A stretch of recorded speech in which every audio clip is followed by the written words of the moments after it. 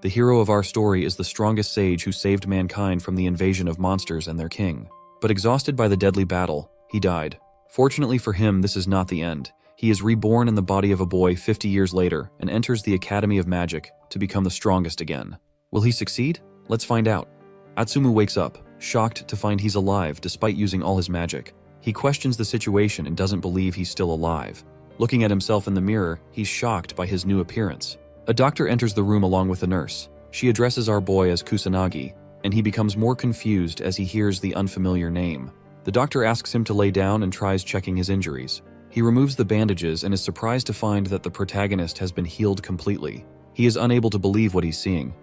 The doctor remembers he was in horrible condition just the other day after a traffic accident and losing consciousness. He wonders how the boy has already healed so quickly. The doctor thinks it's like being healed by holy magic. Kusanagi is confused to learn about the traffic accident and reveals that his body can automatically heal itself using holy magic powers. He asks the doctors if his magic power has run out, but they don't understand what he's trying to say. He tells them he was in the middle of fighting monsters during the calamity. The doctor and nurse both get shocked by his words. The doctor asks the boy if he still remembers his name and the year it is right now. Ichikami states his name and believes it is still 1970, but the doctor assumes he is experiencing a sequela and calls it a memory impairment issue. The doctor informs the boy that his real name is Kusanagi Minato, and the current year is 2022. Kusanagi becomes confused, and it's hard for him to believe all of this. He looks at the doctor and assumes the guy is telling the truth. He notices a TV and wonders how it is so thin and has such a clean image as well. The protagonist finds a calendar and confirms it really is 2022. He is shocked to see a thin device in the nurse's hands. Our boy becomes confused and starts wondering if he really is in the future. The doctor reveals some information about the calamity our boy mentioned. He remembers it happened 50 years ago but never happened again since.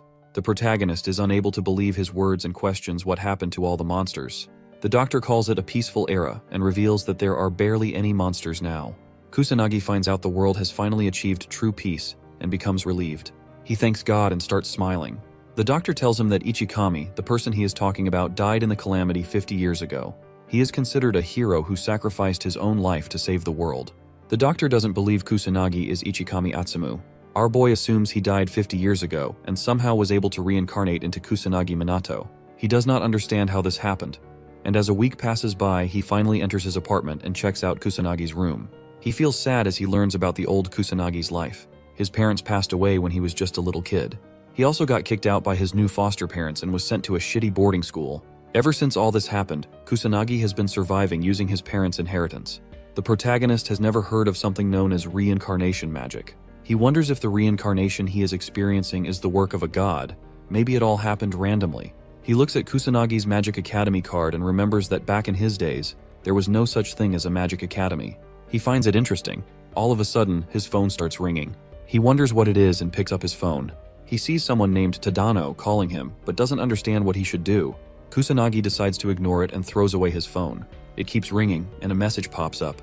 Tadano says he knows our boy got discharged from the hospital and requests Kusanagi to come back to school already as he is running out of money. The next day, our boy attends the Magic Academy, and as he enters the school, he starts looking around. He finds it exciting to be attending school again as an adult. As he is enjoying the moment, he notices a random student use his magic abilities to attack a dummy doll. Kusanagi becomes disappointed to see the scene and wonders why everyone has such weak magic powers. He observes more students and realizes all of them are complete crap. It's hard for him to believe.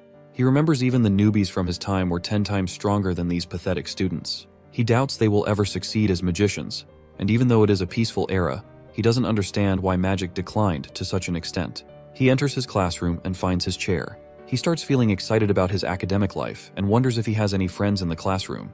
Suddenly, a red-haired student appears with 2 more kids. He questions why our boy ignored his texts, even though he is just Kusanagi. The protagonist doesn't recognize the guy, so he politely asks his name. Tadano becomes angry and kicks the table as he states his name again. He calls Kusanagi weak and a piece of trash, but our boy doesn't take him seriously. He suddenly remembers it's the guy who was calling him. He assumes Tadano is his friend. Tadano smiles wickedly and pulls out his hand, asking for money. Kusanagi assumes he's a good friend and holds his hand passionately, hoping they can get along well. Tadano becomes angry and grabs him by his collar while demanding money. He tries to scare Kusanagi and believes he has a lot left from his parents' inheritance. Kusanagi finally understands the situation and finds out that his old self was being bullied. Tadano tries to throw a punch to put our boy in his place, but out of nowhere, a blue-haired girl with a beautiful face enters the classroom. She wishes everyone a good morning. Her pretty smile calms down Tadano. He decides to let our boy go, but makes it clear that he is expecting money from him later. Kusanagi becomes annoyed, but the bully finally leaves the classroom. The class finally begins, and the teacher starts talking about the Great Calamity, also known as the Final Calamity. 50 years ago, monsters appeared all across the world, and humanity despaired because of them. But the great sage known as Ichikami Atsumu remained determined to save humanity. He never gave up and destroyed all the monsters by himself. He finally confronted the demon god known as the Calamity Boss, the reason behind the whole phenomenon. Ichikami risked his own life to defeat the final boss, and ever since that day, Calamity has never returned. The teacher starts asking the students about the great sage. The blue-haired girl from earlier raises her hand. Her name is Mizuha. The teacher gives her permission to answer the question. She says Ichikami is the great sage and the first ever magician who survived the first calamity. He is also behind the reason their academy was built. Her eyes start sparkling with excitement as she shares that Ichikami is the hero of humanity, the idol of every magician across the world. The teacher confirms she is correct and teaches the class about the great sage who survived the first calamity and was the first to learn how to use magic. The academy was created to make more magicians just like him. He is the strongest magician in human history. The teacher advises them to learn about him and prepare for the upcoming test. The protagonist starts feeling embarrassed as he hears everyone praising Ichikami. He was not expecting such torture and starts regretting joining the academy. He remembers what the doctor said and assumes everyone has weak magic because now the world is at peace. He looks outside his window and starts smiling as he enjoys his new peaceful life. The teacher finally ends the class and hopes everyone is prepared for the magic power assessment exam tomorrow. Tadano approaches the protagonist again and asks if he heard what the teacher said. He is excited and believes it's going to be fun seeing Kusanagi's dogshit magic abilities. Our boy wonders why the bully isn't shutting up. He decides to leave the classroom, and as he walks away, Tadano points out that even his parents had no magic abilities. The bully calls him an orphan and starts laughing at him. The protagonist finally starts talking back. Tadano becomes angry as he hears Kusanagi insulting him. His patience runs out, and he starts activating some kind of fire magic. The classmates become shocked and try to stop him. One of them wonders if he is really going to use such a spell inside the classroom. Tadano fires the magic spell towards our boy, hoping he dies. The blue-haired girl moves forward to stop him, but she ends up being too late. As he sees the fire blast coming towards him, the protagonist stands completely unfazed. The magic attack hits him hard, and all the students step back. Mizuha calls it stupid and warns him not to use magic in such a meaningless fight, not wanting anyone hurt. Tadano defends himself, blaming Kusanagi and refusing to accept his fault. The students grow concerned about our boy, but as the smoke clears, Kusanagi comes out unscathed. The students are surprised, and he admits he got caught off guard. Tadano, scared, questions why Kusanagi is still standing despite taking the magic attack head-on. Our boy can easily defend against level 1 magic with his barrier without using powers. He tolerated the insults because Tadano is just a child, but now believes he must be punished. With a cold expression, he moves toward the bully. Tadano sweats anxiously, and Kusanagi unleashes his magic. The students freeze, unable to move, all questioning what's happening. Mizuha wonders what's going on. Kusanagi walks toward Tadano, moving his hand forward. Tadano nearly shits himself, but the teacher intervenes, entering the classroom and asking about the sound. He questions if anyone is using magic inside. Kusanagi assures him there's nothing going on inside, believing the magic came from outside. The teacher remembers no magic activity today, but our boy says someone outside their department might be practicing. The teacher demands an explanation for the smoke, and Kusanagi answers it came from outside. The teacher believes him, orders the class to return to their seats, and resolves to find the culprit. Kusanagi apologizes with a smile and decides to create false evidence to close the case. All the students, including Mizuha, are surprised. Tadano grits his teeth in frustration. The protagonist believes the students are weak and doubts they can kill a monster. Though the calamity ended 50 years ago, he knows dangerous monsters may still exist. He decides to check it out. At night, he enters old Shibuya using magic circles, observing the ruined city and remembering what it looked like in his past life. He finds no monsters and assumes the police handled it. Suddenly, he senses a monster's aura and a human nearby and quickly moves to investigate. A monster corners a white-haired girl who cries in fear and begs for her life. The monster moves to eat her, but the boy intervenes. The monster roars in pain and dies in one attack. The protagonist notices a police badge on her clothes. Assuming she's from the magician police, he advises her to be more careful next time. She thanks him, but he summons circles and leaves. She wonders who he was, thinking he's a great magician but questioning how he defeated the monster without chanting. Kusanagi feels glad his face is hidden. not wanting attention since he's newly reincarnated. He's surprised to see a police magician almost die to a weak monster and assumes even the police are weaker now. He doubts people from this era can defeat monsters. The whole new generation, including students and police, is much weaker than before. He smiles, realizing humanity needs his powers again. He starts moving, deciding to defeat all the monsters in the area. The next day, at the academy, the teacher asks everyone to get ready for the magic power test. He hopes they measure both attributes and the amount properly, as they're crucial if they want to pursue a magician profession. Our boy questions why his powers can't be measured without the weird device, understanding its necessity for students but wondering how a teacher can be unaware that magic perception is a foundation of magic. Mizuha steps forward and asks if it's the right time. The students notice them talking and wonder why Mizuha is calling Kusanagi out. She introduces herself as the second daughter of the noble magic house Mizuha Yuika. He doesn't understand what a noble family is, so she explains it's one of the 4 leading noble houses, heads of magicians. He doesn't recognize her and remembers no noble families during his time. Observing her weak magic, he wonders why she brags about her family of prominent magicians with such a pathetic magic level. Mizuha asks why he's uninterested, hoping he'd be more grateful. Tadano grits his teeth in jealousy, wondering what they're talking about. Kusanagi asks why a magic noble would talk to a lowlife like him. She gets annoyed but tries to keep her dignity, thinking she must act properly as a noble. He questions if she has a mental issue. Mizuha recalls the magic blast that did 0 damage to him yesterday and wonders if there's a reason behind it. She tries to bring it up, but the teacher interrupts, telling the students to get ready for measurements. Kusanagi takes the opportunity to walk away, smiling. Mizuha decides to wait and see his real powers after the assessments. Tadano confidently unleashes his powers, showing 1000 magic power with a fire attribute. He celebrates his improvement. Kusanagi notes that the standards are the same as in his time. Next, Mizuha steps forward, unleashing her magic. Her attribute is water, and her magic power is 2000. Everyone is surprised, and the teacher praises both her and Tadano, saying they're at the top and will make great magicians. The students start praising them too. Kusanagi, disappointed, calls it a joke, thinking 2000 magic power is no better than amateur level. Mizuha looks smug, trying to show off her noble family's power. He wonders why she's proudly looking at him. Suddenly, he hears the teacher call him for assessments. As he walks toward the device, he hears students talk about his results last year. Despite excelling in studies, he ranked lowest in magic.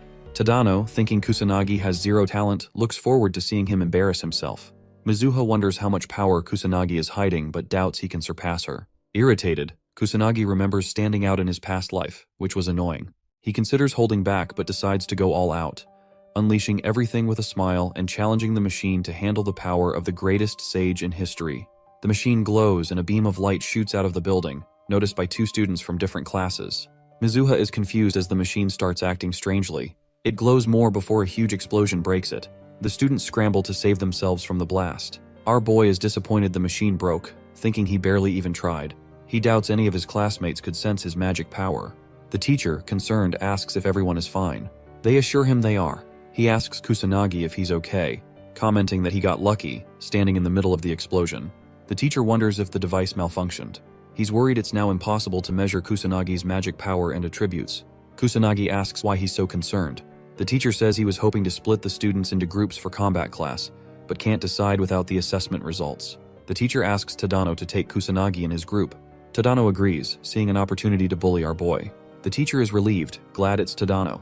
The bully approaches Kusanagi, saying he looks forward to their combat class, his face twisted with an evil expression. The students reach Old Shibuya, and the teacher explains that there are still a few monsters living inside the city, which was destroyed by the Great Calamity. The magicians and police regularly come to this abandoned city to fight the monsters that are still living here. The students of the academy are also required to help with this for some reason. The teacher assures them not to stress, since most monsters have already been taken care of by the pro-magicians and police officers. Our boy wasn't expecting a practical class. He hopes the students can take out a few monsters, since they'll be working in groups. He remembers coming here last night but feels weird as he senses a few monsters nearby. He remembers that he cleaned the place properly yesterday. He doesn't find any signs of disaster nearby, and questions why more monsters keep appearing in Old Shibuya. He hears a few girls talking about competing with each other. Despite it being a practical class, our boy is surprised to see the students acting so carefree. Mizuha carefully observes Kusanagi for some reason. The teacher starts the practical class and hopes everyone can work with each other well. Tadano notices the protagonist and calls him. He approaches our boy with his group and advises him to stay where he is and avoid getting in their way. Tadano makes it clear he won't go easy this time if Kusanagi gets carried away like before. The protagonist doesn't understand why they don't just ignore him if they hate him so much. Tadano becomes angry and orders him not to talk back. He doesn't understand why Mizuha still talks to Kusanagi even though he's totally trash. Our boy is astonished to hear this and finds out that Tadano has feelings for Mizuha. Tadano becomes enraged. The protagonist notices something, and the bullies try to attack him with their magic powers. But he warns them to stop. Tadano makes it clear that his apology won't work this time. Kusanagi asks him to look behind, but Tadano believes he's trying to play some kind of stupid trick to save himself. Tadano looks behind, and the whole group of bullies finds a tall monster standing behind them. They all start sweating anxiously and question why there's a demon soldier in this abandoned city. The other bullies hype up Tadano and believe he can defeat it. He assures them he will win, though with an anxious expression on his face. He moves forward and attacks it with his fire magic. An explosion occurs as it hits the monster. Tadano and his friends become relieved, but as the smoke clears, the monster stands unscathed in front of them.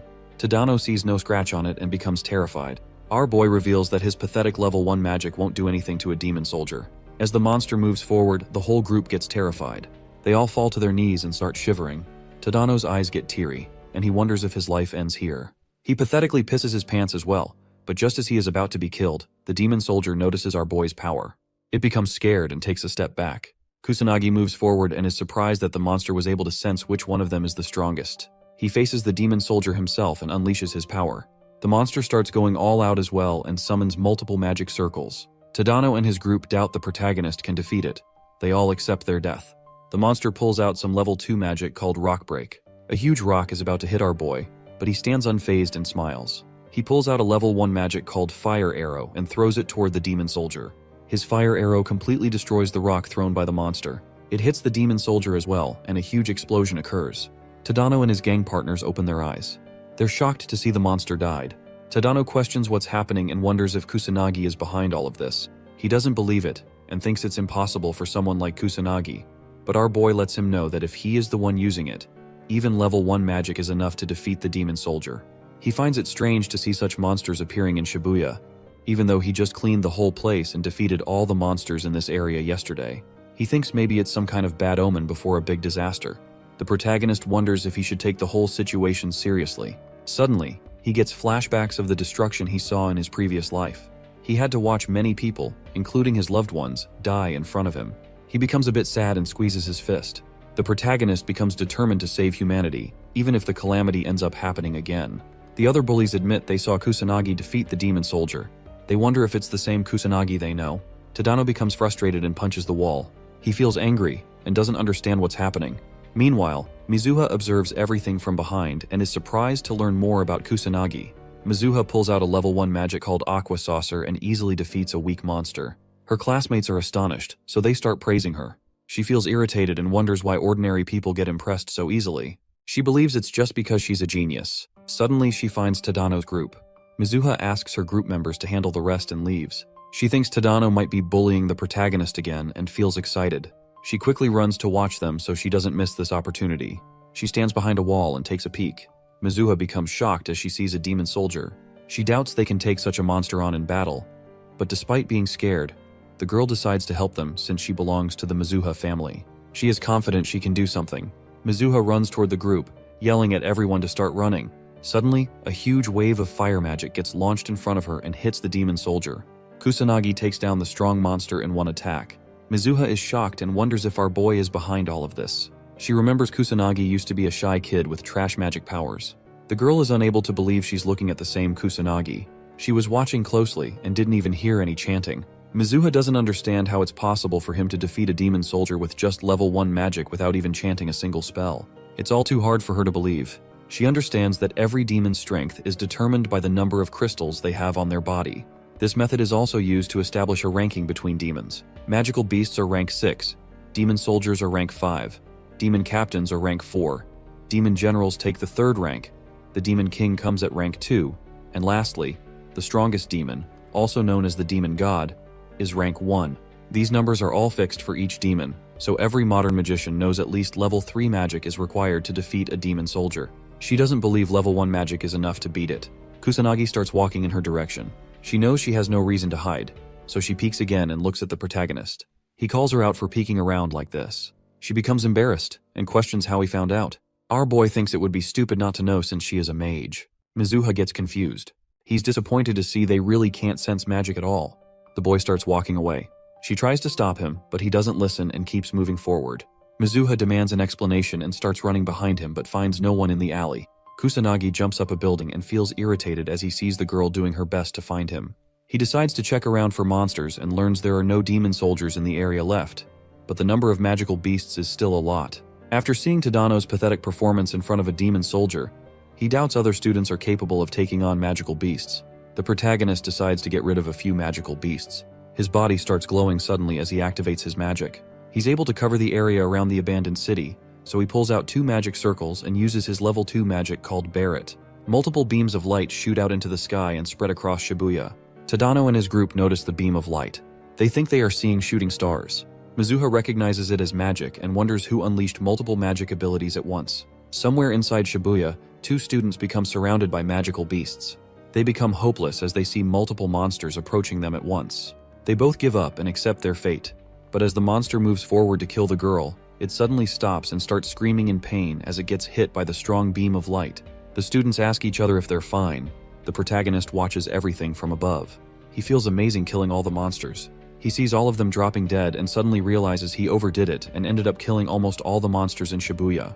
Kusanagi becomes concerned and wonders if the class will still proceed after this. He regrets not holding back. He uses his magic circles to move around the city and finds a hidden alley to land. He doesn't want to hide his powers more than necessary, but all the attention is annoying. He joins his classmates and teachers. The teacher checks a magical beast's dead body and wonders why so many are left. He thought most had already been hunted down or died. He believes a skilled individual just killed them, since killing a monster in a single strike isn't easy. He remembers the magic that killed the monsters. He knows firing so many magic bullets falls under the null attribute. Astonished, he admits he's never seen such a thing before. He admits things would have gotten out of hand without the magic bullets, knowing even firing 2 is an impressive feat. The teacher is in disbelief and understands that if the number reaches 6 or more, no average student can use such magic.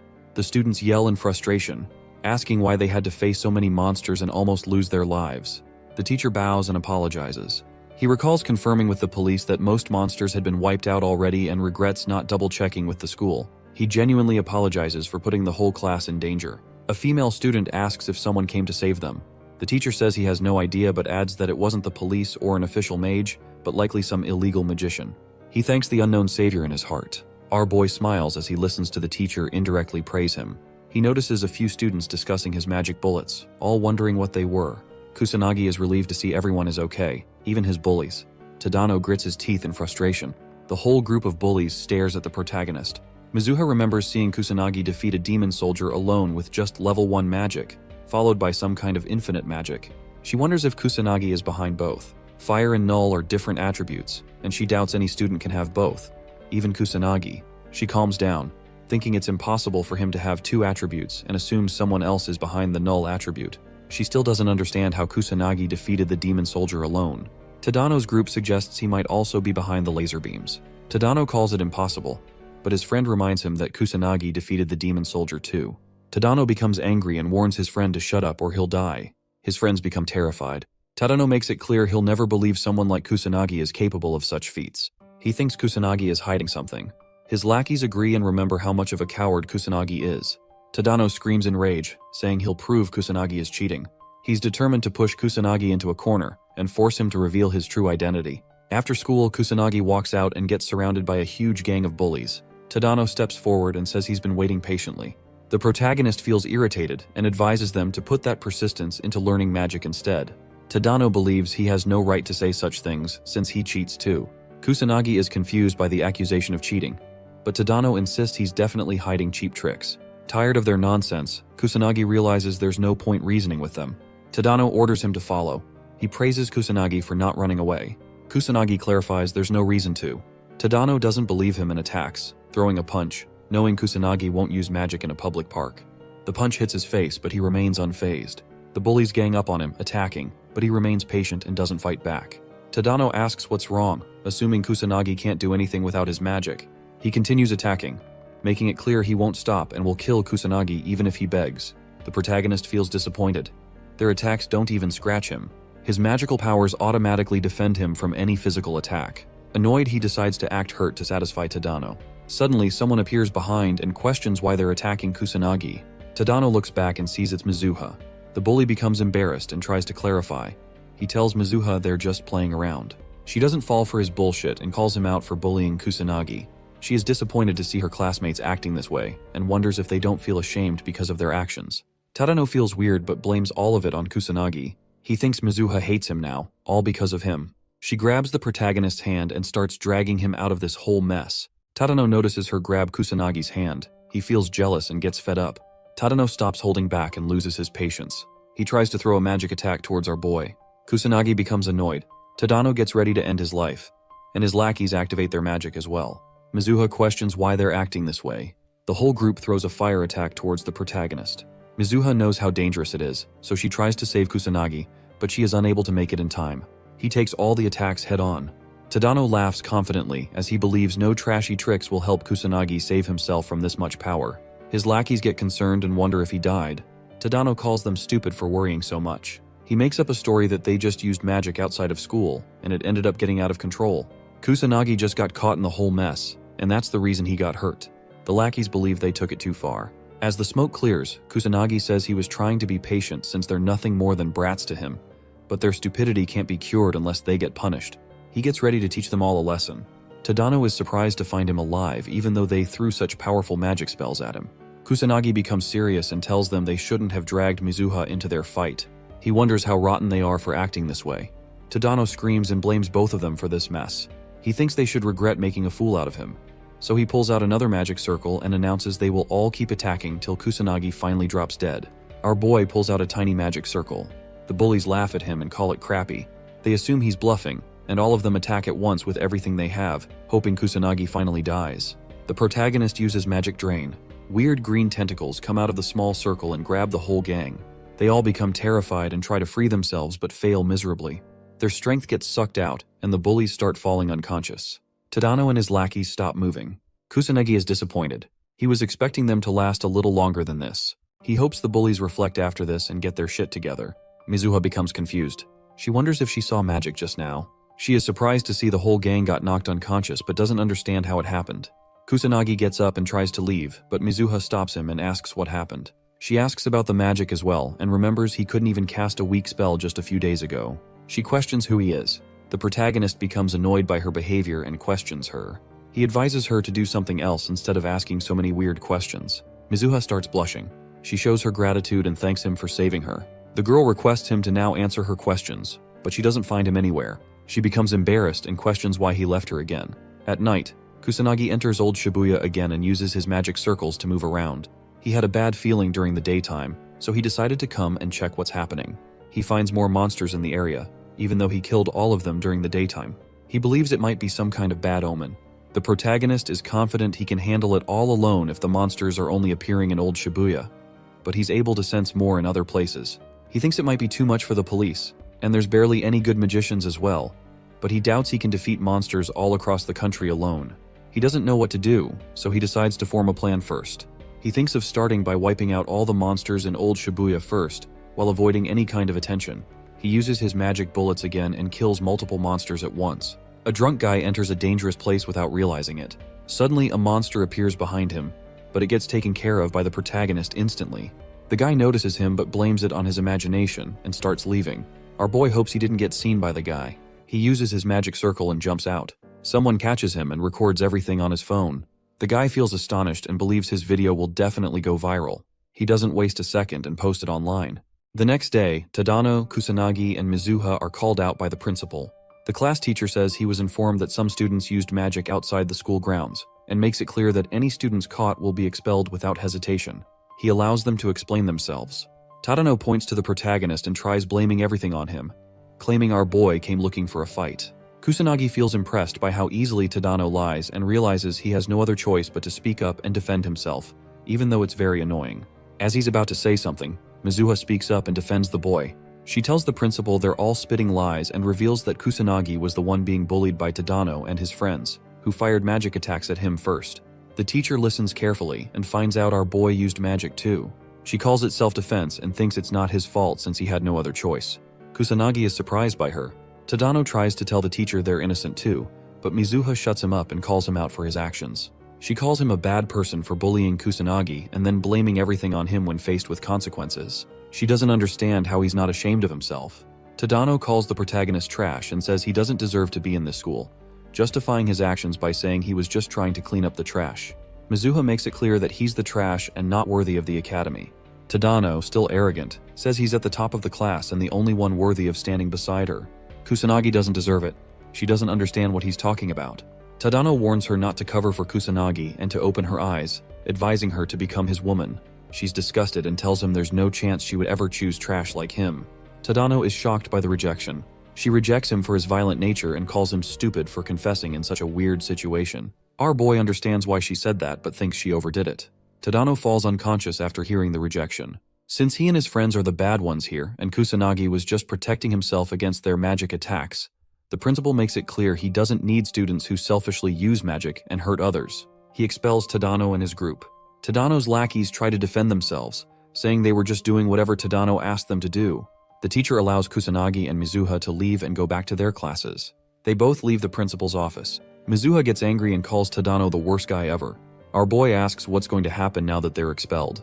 She explains there's no chance they can ever become magicians, which is pretty obvious. She doesn't understand why Kusanagi didn't speak up for himself. He says he was about to, but she didn't give him a chance. Suddenly he remembers something. She asks what's wrong. Kusanagi says he was thinking about all the time she tried to save him. First, back in class, during his fight, and now, when the principal called them. He calls her a good girl for always helping him out. She starts blushing uncontrollably and gets embarrassed. Mizuha tells him to shut up and runs toward the classroom so she can enter first. Kusanagi smiles as he watches her leave. He believes the old Kusanagi died and he got reincarnated in this body. Our boy wonders if he was bullied to death or if it really was just a car accident. He still doesn't know the truth but feels relieved to get the bullies punished for whatever they did. He hopes this pays off and smiles. The principal informs 2 senior students about what happened earlier, saying that a few students got into a fight and even used magic in public. He assures them no one got hurt. The senior student asks why she got called out if there's no issue anymore. The principal tells her that one of the students involved is Yuika Mizuha. The blue-haired student understands and thanks the principal for informing her. He asks her to give his regards to her father. She asks him not to worry and reveals that her family is interested in investing in the school. She walks out with her friend, and the principal wonders if Kusanagi is absurdly strong, since fighting multiple mages at once is almost impossible. There's no way a normal student would win unless they're hiding some kind of mysterious strength. He wonders if Kusanagi is stronger than them, but the blue-haired girl answers negatively. He is curious about the boy and tells her he wants to meet him to confirm it. She thinks about whether her little sister should be expelled depending on how competent Kusanagi is. She is Mizuha Ruka from the 3rd year class, and her friend is Katsuragi Ryuji, also from the 3rd year class. Kusanagi feels demotivated now that his life is peaceful again. He hears a few classmates talking about someone known as the Black Mage, and wonders if it's something related to the magic nobles he learned about. He decides to not care about it for now. The teacher appears and calls Kusanagi outside for the assessment test. He explains that the students who couldn't be measured last time now have the chance to take the test again. Mizuha notices what's happening and feels glad, as she can finally learn more about our boy. Suddenly, she notices her older sister, Ruka Mizuha, and Katsuragi entering. She wonders why her sister came out of nowhere. The teacher announces Kusanagi's turn, asking him to start the magic power assessment test. Our boy remembers he destroyed the machine last time, so he decides to be more careful and hold back. He tries pouring out his magic power, but suddenly starts feeling weird. Extreme fatigue hits him, and he begins breathing heavily. The teacher asks if he's okay, noticing the machine and checking the results. Mizuha and the teacher are shocked to see that, for some reason, his attribute is none, and his magic power turns out to be only 100, which puts a smile on Katsuragi's face. 2 students talk about Kusanagi, calling it the lowest magic power in their batch and labeling him useless since he doesn't even have an attribute. Katsuragi assumes there's no truth behind the story they heard from the principal and doesn't believe the protagonist defeated all the delinquents on his own. Ruka feels disappointed and decides to leave, as they have no reason to stay anymore. The students notice Kusanagi is tired just from the assessment, and they can understand it since his magic power is extremely low. The teacher tries to comfort Kusanagi and tells him magic power isn't the most important thing. Mizuha, however, doesn't believe her eyes. She remembers seeing our boy defeat the demon soldier all by himself and knows he can use 2 attributes, fire and null, at the same time. She wonders what kind of trick he's using, as she's never heard of mages hiding their magic power by somehow adjusting it. The protagonist feels relieved and is happy with the result. He performs some kind of magic manipulation to alter the results, even though it's taking a toll on his body. He feels confident and thinks he's finally gotten a grip on it. As he leaves the room, our boy finds Mizuha and learns she was at the assessment room out of curiosity. She tells him she just came out of curiosity, Suddenly, Ruka stops both of them inside the school hall. Kusanagi asks who they both are, and she introduces herself and Katsuragi. He recognizes her family name and questions if she wants something from him. She says she has zero interest in him and walks toward her little sister. Mizuha becomes concerned, and Ruka, disappointed, learns her sister couldn't even win against a few delinquents. She also learns Mizuha was saved by someone with 100 magic power and asks if all of this is true. Mizuha confirms, which makes her sister angry. She orders Mizuha to just quit the academy. Mizuha doesn't understand why she's saying all this for no reason. Ruka reminds her that she hasn't won a single match whenever they fight. Whether it's academic results, sports, or magic craft, she loses every single time. Ruka doesn't believe Mizuha is good enough to become a mage. She thinks it's enough for Mizuha to quit the academy and join a normal school instead. Mizuha starts crying but is unable to say anything. Her sister confirms if she understands everything, and Mizuha anxiously answers she does. Kusanagi finally intervenes and calls Ruka arrogant. She asks him to repeat his words with a cold expression. He points out how she's been talking nonsense without stopping, not even caring to listen to what her little sister has to say. It's clear to him that she's filled with arrogance. She makes it clear it's a conversation between two family members, so he has no right to budge in. He's surprised to hear her calling it a conversation when all he hears is her ordering around her little sister without giving her a chance to talk. She becomes angry, but our boy continues, believing even she doesn't have the right to talk someone out of their way of living. He calls her out and tells her she's horrible for forcing her little sister to give up on what she wants to become. Ruka confidently says her incompetent sister doesn't have the talent to become a mage since she can't even defeat her. Mizuha starts crying and agrees with her older sister. She doesn't believe in herself and thinks she's been lying to herself all this time. She tried to convince herself she's a genius with the talents to become a mage, but she couldn't even defeat her big sister once. Kusanagi confidently says she can win against Ruka. He starts smiling, confusing everyone. Ruka asks if he's challenging her, and he requests some time since it's impossible for Mizuha to win right now. Ruka gives them 2 weeks' time, suggesting they have a 2-on-2 magic duel. He's surprised but agrees, calling it nonsense. He asks Mizuha if she's willing to do it with a smile on his face, and she calms down, stopping her crying. Mizuha becomes determined and agrees to participate in the challenge. Once it's decided, Kusanagi asks them never to bring up this matter again if he wins. Ruka bets her sister will need to leave the academy if she and Katsuragi win the fight. She warns them and makes it clear she's not planning to hold back, so they need to properly prepare and face the truth. After a while, Mizuha and Kusanagi go to the rooftop.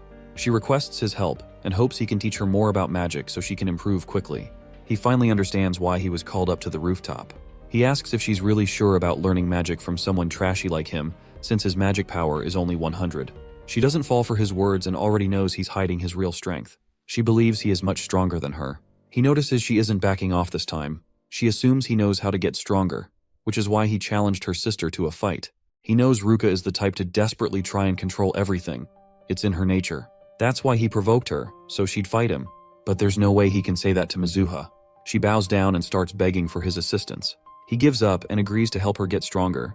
She asks again to confirm it. He warns her in advance, making it clear that she needs to follow all his instructions, and there's no going back once the training starts. She agrees to all his conditions instantly. Kusanagi finds it hard to decline since she is begging so hard for it. Since he already needs to prepare for a few things after seeing the number of monsters in Shibuya, raising a mage might be a promising idea. He decides to begin her training today and thinks about finding a place to practice. Mizuha starts blushing and invites him to her place with a shy expression. After a while, they reach her place. He's astonished to see the huge house, but she thinks it's only natural since her father is a noble mage. Mizuha suddenly remembers this is her first time inviting a guy to her house. She wonders if he found her invitation strange, even though she's not hiding any dirty intentions. Kusanagi suggests they should start, but he notices she's daydreaming, so he calls her and addresses her as Yuika. The girl becomes embarrassed to hear her first name, but he tells her he's just trying to avoid confusion since her sister also goes by the name Mizuha. She's a bit disappointed to hear his answer. He asks if she has a different name in mind that he can use, but she agrees with Yuika, so he decides to start the training and requests her to take care of him. The first question he asks her is about her magic power. She thinks it's easy and answers that it's the energy needed to perform magic, and it is available in everyone's body. He asks her about incantations next. Yuika confidently answers that it's like a program that automatically turns magic into an attack. He questions if there's any way to increase one's magic power, but she answers negatively and believes it is determined before birth and stops increasing after a certain age.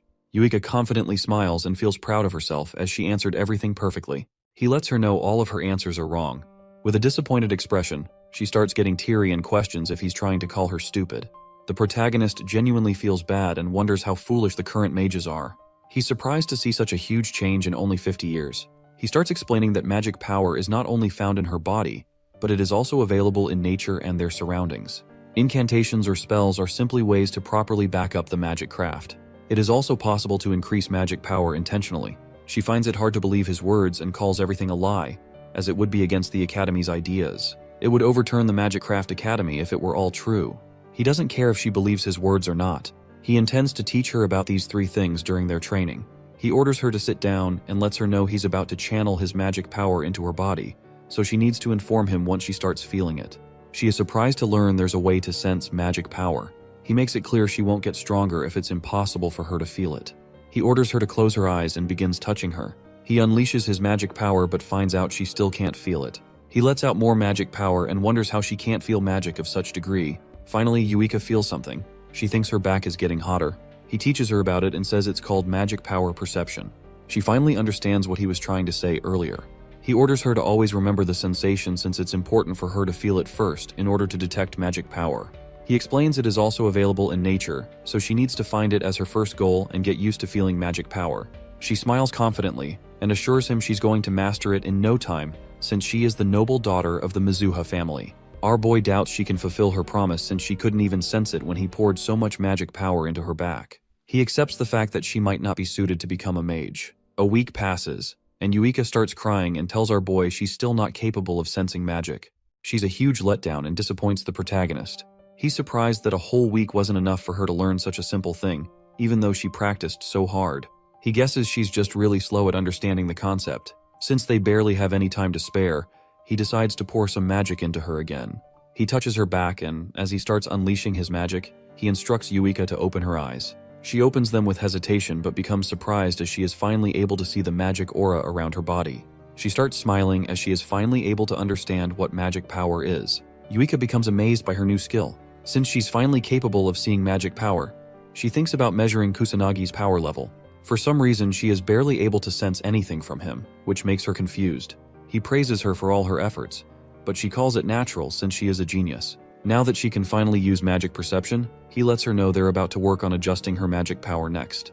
He explains the whole process of how to use the appropriate amount of magic power for any magic craft. She needs to focus only on efficiency and forget everything else. She also needs to use all of her magic power to its absolute limit, so that the amount of magic she can use increases once she properly recovers. He believes she can easily follow all his instructions now that she can sense magic clearly. He is aware that what he's trying to teach her is completely different from the basics of the Magic Academy, but he doesn't care if she believes in his words. Yuika assures him she believes in his words and smiles as she says she does not doubt him anymore. He is happy to hear her opinion has changed. He decides to start the next stage of their training. The protagonist asks her to step back a little and get ready as they are about to fight each other. She confirms she does not mind, as she is looking forward to seeing his true powers. Yuika uses the first level of aqua sorcery and throws multiple water attacks, but our boy blocks all of them effortlessly, which surprises the girl. She does not understand how he blocked them. He used the first level magic barrier using non-attribute magic. He makes it clear, if she can't even destroy such a weak barrier, there is no hope she's going to win against her sister. She becomes desperate and starts throwing ice bullets. He explains she needs to keep moving even while throwing attacks because stopping her movements will surely make her lose if she is facing a capable mage. She becomes frustrated and throws more attacks, but finally gets tired and gives up. He explains it's wrong to use so much magic power without efficiency. If she is able to adjust the magic power she puts behind a spell, then she will finally be able to throw attacks without incantations. Kusanagi asks her to watch closely and shows how she's using magic. He throws a fire blast toward a dummy twice and also demonstrates how he uses magic. She understands the magic power behind her attacks is less compared to his. He calls her right and explains she doesn't even need incantations to perform any magic if she learns how to adjust her magic power. She finally understands there is no reason to chant while performing a spell. He confirms it and explains her first step will be to learn how to shorten her incantations somehow. Once she learns how to adjust the magic, she has no reason to use incantations. He believes it will be useful if she is able to shorten her incantations, so she won't have to waste any effort or magic power on incantations. This way, her magic craft will definitely become stronger. He orders her to get up and fight him again. She thinks it is too soon, but he calls it meaningless otherwise and, with a cold expression, orders her to train like her life depends on it. She becomes terrified after hearing this and falls down. He asks if she's fine and makes it clear they're going to do this daily from now on. He notices she isn't even hearing his words. During the nighttime, our boy enters Harajuku. He recently sensed a few monsters in this area as well and came to check. Even though he is constantly trying to eliminate all the monsters, for some reason, the numbers still remain the same. Suddenly, he notices someone being attacked by a magical beast. He wastes no time and quickly rushes toward the kid. He's able to make it in time and effortlessly defeats the monster instantly. The boy asks the little kid if she is okay. Instead of thanking him, she starts taking his pictures. He quickly leaves the area and wonders why she didn't even show her gratitude and started taking pictures. He thinks there is definitely something wrong with people nowadays. He decides to cover his face properly next time and leaves the place. The next day, the protagonist starts training with Yuika again. She falls down real quick and gets tired. The days of their duel are getting closer. He believes her progress so far is not bad, but she is still nowhere near Ruka in almost everything. There's no chance she will succeed if she keeps this pace until the duel. He assures her and says it's fine if she wants to give up now. She gets up and tells him she has been compared to her sister her entire life. She has been forced to just give up multiple times now since she always fails to beat her sister. But she's determined to keep continuing with magic craft and never give up on it. He makes it clear she won't ever succeed like this, but she tells him to be stricter instead. He agrees to it and decides not to hold back. She is happy to hear this and gets ready to fight. They both continue to train with each other, and he teaches the girl many things. As the sun is about to set, Yuika falls unconscious after the extreme training session, and Kusanagi ends up carrying her back. After a couple of days of training together, he finally tells Yuika she is ready to fight her sister. She falls on the ground in relief. Kusanagi praises her for the hard work and efforts. She starts smiling as she hears his words. On the day of their challenge, our boy asks her if she's ready to fight them. She answers positively, and as they're about to enter the academy, they both notice a huge crowd of people. A few news reporters surround them and confirm if they're really seeing Mizuha Yuika of the noble family. They request a few words regarding the magic duel and question if she is having a fight with her sister. Kusanagi becomes confused. She explains her family is huge, and since she's about to fight her sister, it's normal for the press to act like this. He is surprised to learn people care so much about two students fighting. He guesses it is because the Mizuha family is very important. They all reach the training ground, which is surrounded by a huge audience. He thinks it is a bit too much, but she explains it is rare for students to have duels, so it's more like an event than a challenge. He's a bit surprised to learn all this. Both of them get called to the stage. Yuika gets ready, but all of a sudden her body starts shaking. He assures her and tells her to just focus on working hard. She calms down and smiles. Yuika becomes determined and moves forward towards the stage without hesitation. He calls our boy a mysterious person and admits his words really reach her heart. Yuika and Ruka finally come face to face. Ruka is surprised to see her little sister didn't just run away. Yuika confidently confirms it. Ruka calls her rude for believing she can really defeat someone like her older sister, but Yuika makes it clear she is definitely going to succeed. Ruka decides to give her a chance and thinks she has definitely changed a lot in the past 2 weeks. Yuika is aware her older sister is strong. She realizes the difference between their magic power is extremely huge, but she believes in herself and knows she will definitely win. The beginning of the duel gets announced, and both participants get permission to start. Yuika wastes no time and pulls out her magic circle. She tries shortening her chance as well. Ruka begins attacking. Kusanagi observes the match and understands that moving around while shooting magic spells is the basics of a battle. He assumes Ruka is aware of the basics of the battle between two mages at least. In comparison to her, Yuika got so nervous she completely forgot about the basics and didn't move during the battle. She doesn't have the advantage anymore, even if she reduces her chanting time.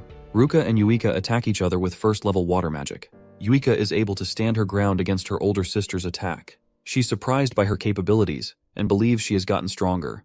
Ruka admits she has improved her strength in just 2 weeks.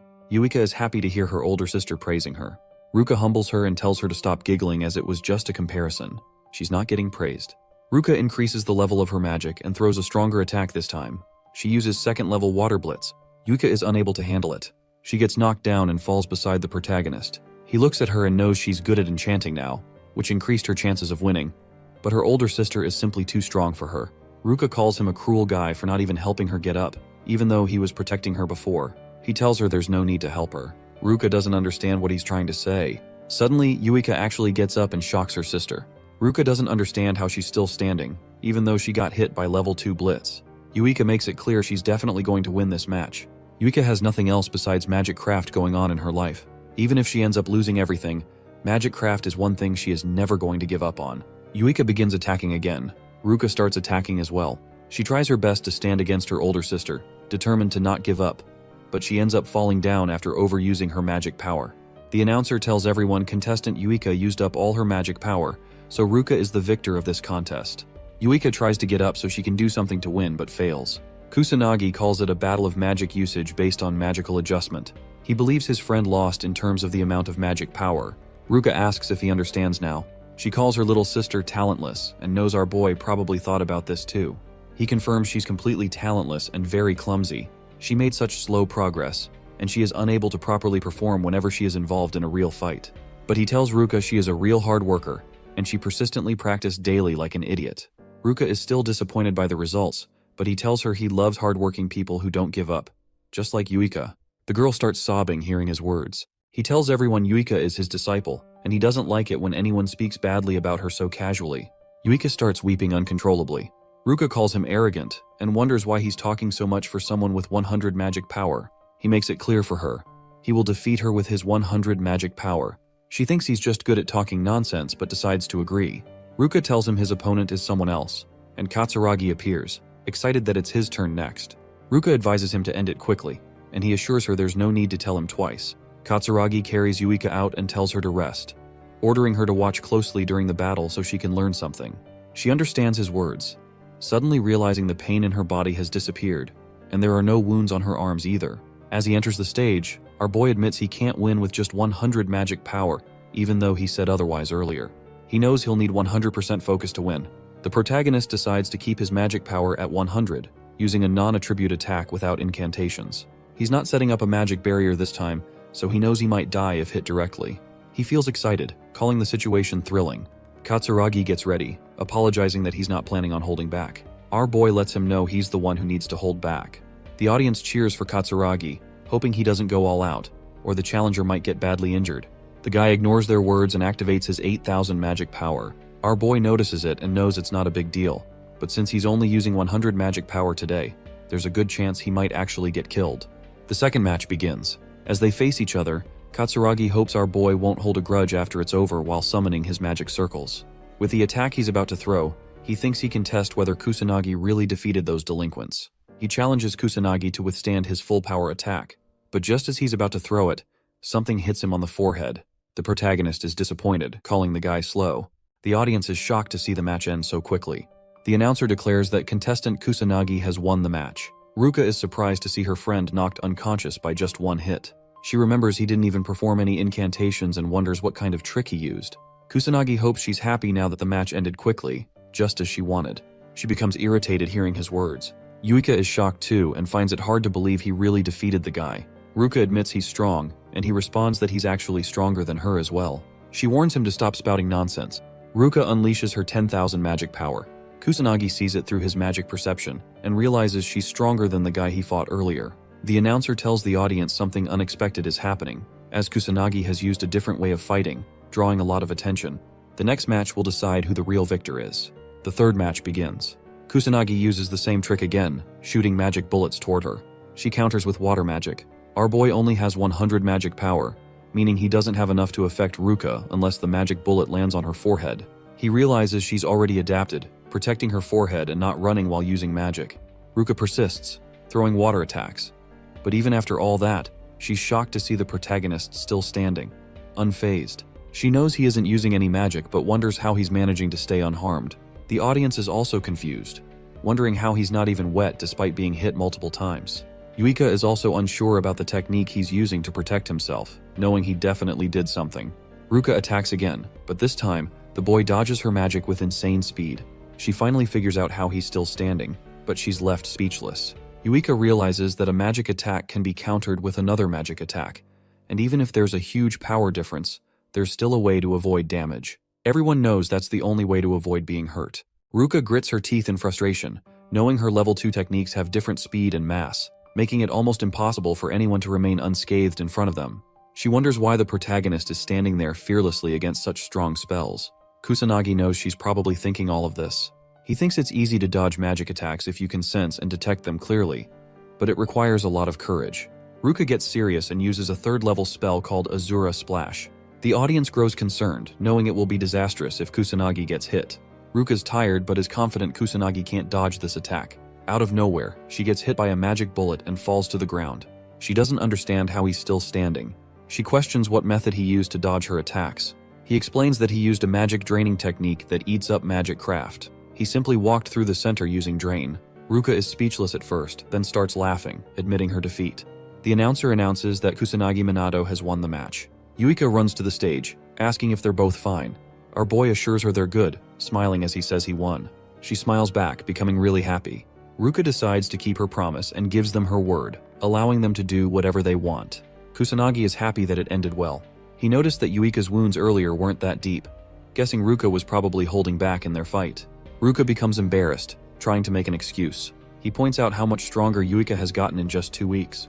He believes Ruka probably noticed that too and thinks there's no reason for her to be so overprotective anymore. Yuika speaks up determinedly, assuring both of them that she'll grow stronger, so her sister won't have to worry about her anymore. Ruka smiles, finally starting to believe in her little sister. Kusanagi feels happy watching both sisters get along, but suddenly he feels an immense amount of pressure and realizes this is abnormal magic. The sky turns red, and the protagonist wonders if the calamity is happening again. Tadano and his gang try finding something inside Kusanagi's bag. They've lost many people after he proved his power in the duel. His lackeys tell him he only has textbooks in his bag. Tadano calls our boy diligent and becomes frustrated. He's sure Kusanagi is hiding something. Otherwise, it's impossible for a trash like him to use such powerful spells. One of the lackeys looks outside the window and becomes terrified. Tadano wonders if he found something and goes closer. They all notice the red sky and wonder what's happening on Earth. One of them guesses it's the calamity, but Tadano doesn't believe it's really the calamity. At the training grounds, our boy becomes worried as he looks at the red sky. He wonders why he can sense such strong abnormal magic out of nowhere. He guesses it might be the calamity. Everyone becomes worried and the audience starts panicking. They all question what's happening. One of them doesn't think the calamity is really happening here. Kusanagi becomes scared as he doesn't understand why a calamity is happening all of a sudden. He wonders if it's related to what he sensed in Shinjuku. He remembers the first calamity also took place in Shinjuku. Our boy doesn't know if it's merely a coincidence or if there's something important behind it. The portals open and magical beasts start pouring out. The students become terrified and start screaming, but the teacher orders them to calm down and tries leading everyone to safety. Kusanagi wastes no time and shoots multiple magic bullets to kill the monsters. He uses magic to make an announcement. Our boy orders everyone to calm down. He explains that weak monsters are going to come out since it's only the beginning of the calamity, so they don't have to worry. He assures them it's going to be fine as long as they use their brains and follow his instructions. He instructs them to run towards the gymnasium and only move in groups since it's dangerous to move alone. He asks Ruka and the others to evacuate as well. The teacher asks what he's planning to do. Our boy explains he wants to save the people that are still inside the school building. The teacher doesn't think it's safe to go all by himself. He calls the boy reckless and tries to stop him, but Katsuragi agrees to go with our protagonist so he doesn't have to solve everything alone. The teacher is worried, but he reminds the teacher what Kusanagi can do. He has no choice but to give them permission. The teacher advises them not to force anything and stay safe. Katsuragi is confident he won't die but tries to confirm it with our boy. Kusanagi shrugs it off and informs Yuika he's going to leave now. She looks concerned for him and advises him to stay safe. Katsuragi starts running and tells his junior he's going to go first. His insane speed allows him to cover 100 meters in only 10 seconds. He asks the protagonist if he can keep up. Kusanagi pulls out his magic circles and starts moving forward with insane speed, shocking the senior. He makes it clear that he's the one going first. Katsuragi admits he has crazy speed, but just speed itself is still useless. He decides to watch our protagonist closely to see what kind of power he's hiding. He wants to save everyone while learning more about Kusanagi. Our boy detects 58 magic users inside the school using perception skill. He assumes there might be someone with no magic power. If what he's thinking is true, he decides to check the entire school and save such students. A few students get attacked by magical beasts. He enters the classroom through a window in time and uses his magic bullets to defeat all the monsters without much effort. The female students become surprised. A monster tries sneaking up on the protagonist from behind, but he easily kills it without being phased. Katsuragi catches up and asks if he's okay. Kusanagi hopes he can help everyone evacuate without any issue and leaves. Katsuragi tries to stop him, as it's too dangerous to go alone, but fails. The protagonist is simply too fast to keep up with. Katsuragi guesses he was being a burden, but admits he's not very useful. So it's probably true. He still can't believe the boy defeated a magical beast without any effort. Katsuragi questions who he even is. Kusanagi runs through the school halls looking for more students. Even though he is capable of killing all the monsters at once with his magic bullets, he needs to kill them one by one since he is inside a school, and there's a chance he might end up hurting a student in the process. He has no other choice but to chase the monsters himself and attack them with low-grade magic to not hurt the students in the process. He enters a classroom and defeats more magical beasts to save the students hanging onto their dear lives. After he's done defeating all of them, the students show their gratitude. He's already aware he doesn't have the time to personally help everyone evacuate and runs towards the gymnasium, one by one. Somewhere else, Katsuragi saves a few students and assures them he will handle the monster while they evacuate. One of the students points towards the sky for some reason. He asks what's wrong and suddenly notices a few students slowly floating down while being inside a bubble. He wonders what the protagonist is trying to do and questions who he even is. Our boy sent the students towards Katsuragi through magic bubbles because he believes the guy is good at taking care of others, so it's fine. He suddenly senses something. A female student starts shaking in fear as she gets cornered by a huge monster. She starts crying and yells out as hard as she can to get help. A huge magic bullet destroys the beast instantly. She remembers it is the same one she saw before when she was saved the last time. Kusanagi appears and asks if she is injured. She finds out he is the one who saved her twice. Kusanagi reveals she is right. She then asks if he was also behind what happened during the practice class. The girl believes this is his second time saving her. Our boy confirms that what she is saying really did happen. The girl starts crying out of relief as she finally gets the chance to show her gratitude. She thanks him for saving her life twice. He doesn't mind it and thinks it is nothing special. She becomes speechless. Katsuragi finally catches up but looks completely out of breath. He asks who he needs to save next. Kusanagi orders the girl to follow and stay with the guy as he is going to leave now. She tries to stop him, but he ignores her words and leaves. She becomes a bit worried while Katsuragi wonders what he's looking at. Our boy knows there are still many people inside the building that he needs to save, so he has no time to wait for the police to appear. He knows he has to hurry up and save everyone as soon as possible. At the Prime Minister's office, the Prime Minister finds out the Kamui Magic Academy is under attack by the Calamity. His men don't understand why it's happening again. They all know the last Calamity took place 50 years ago, and since then, nothing bad has happened. They ask the Prime Minister to quickly form a plan while assuming their country might be cursed. He informs them that both the Beast Countermeasure Division and the Police Department, along with the Magic Nobles, are all being contacted.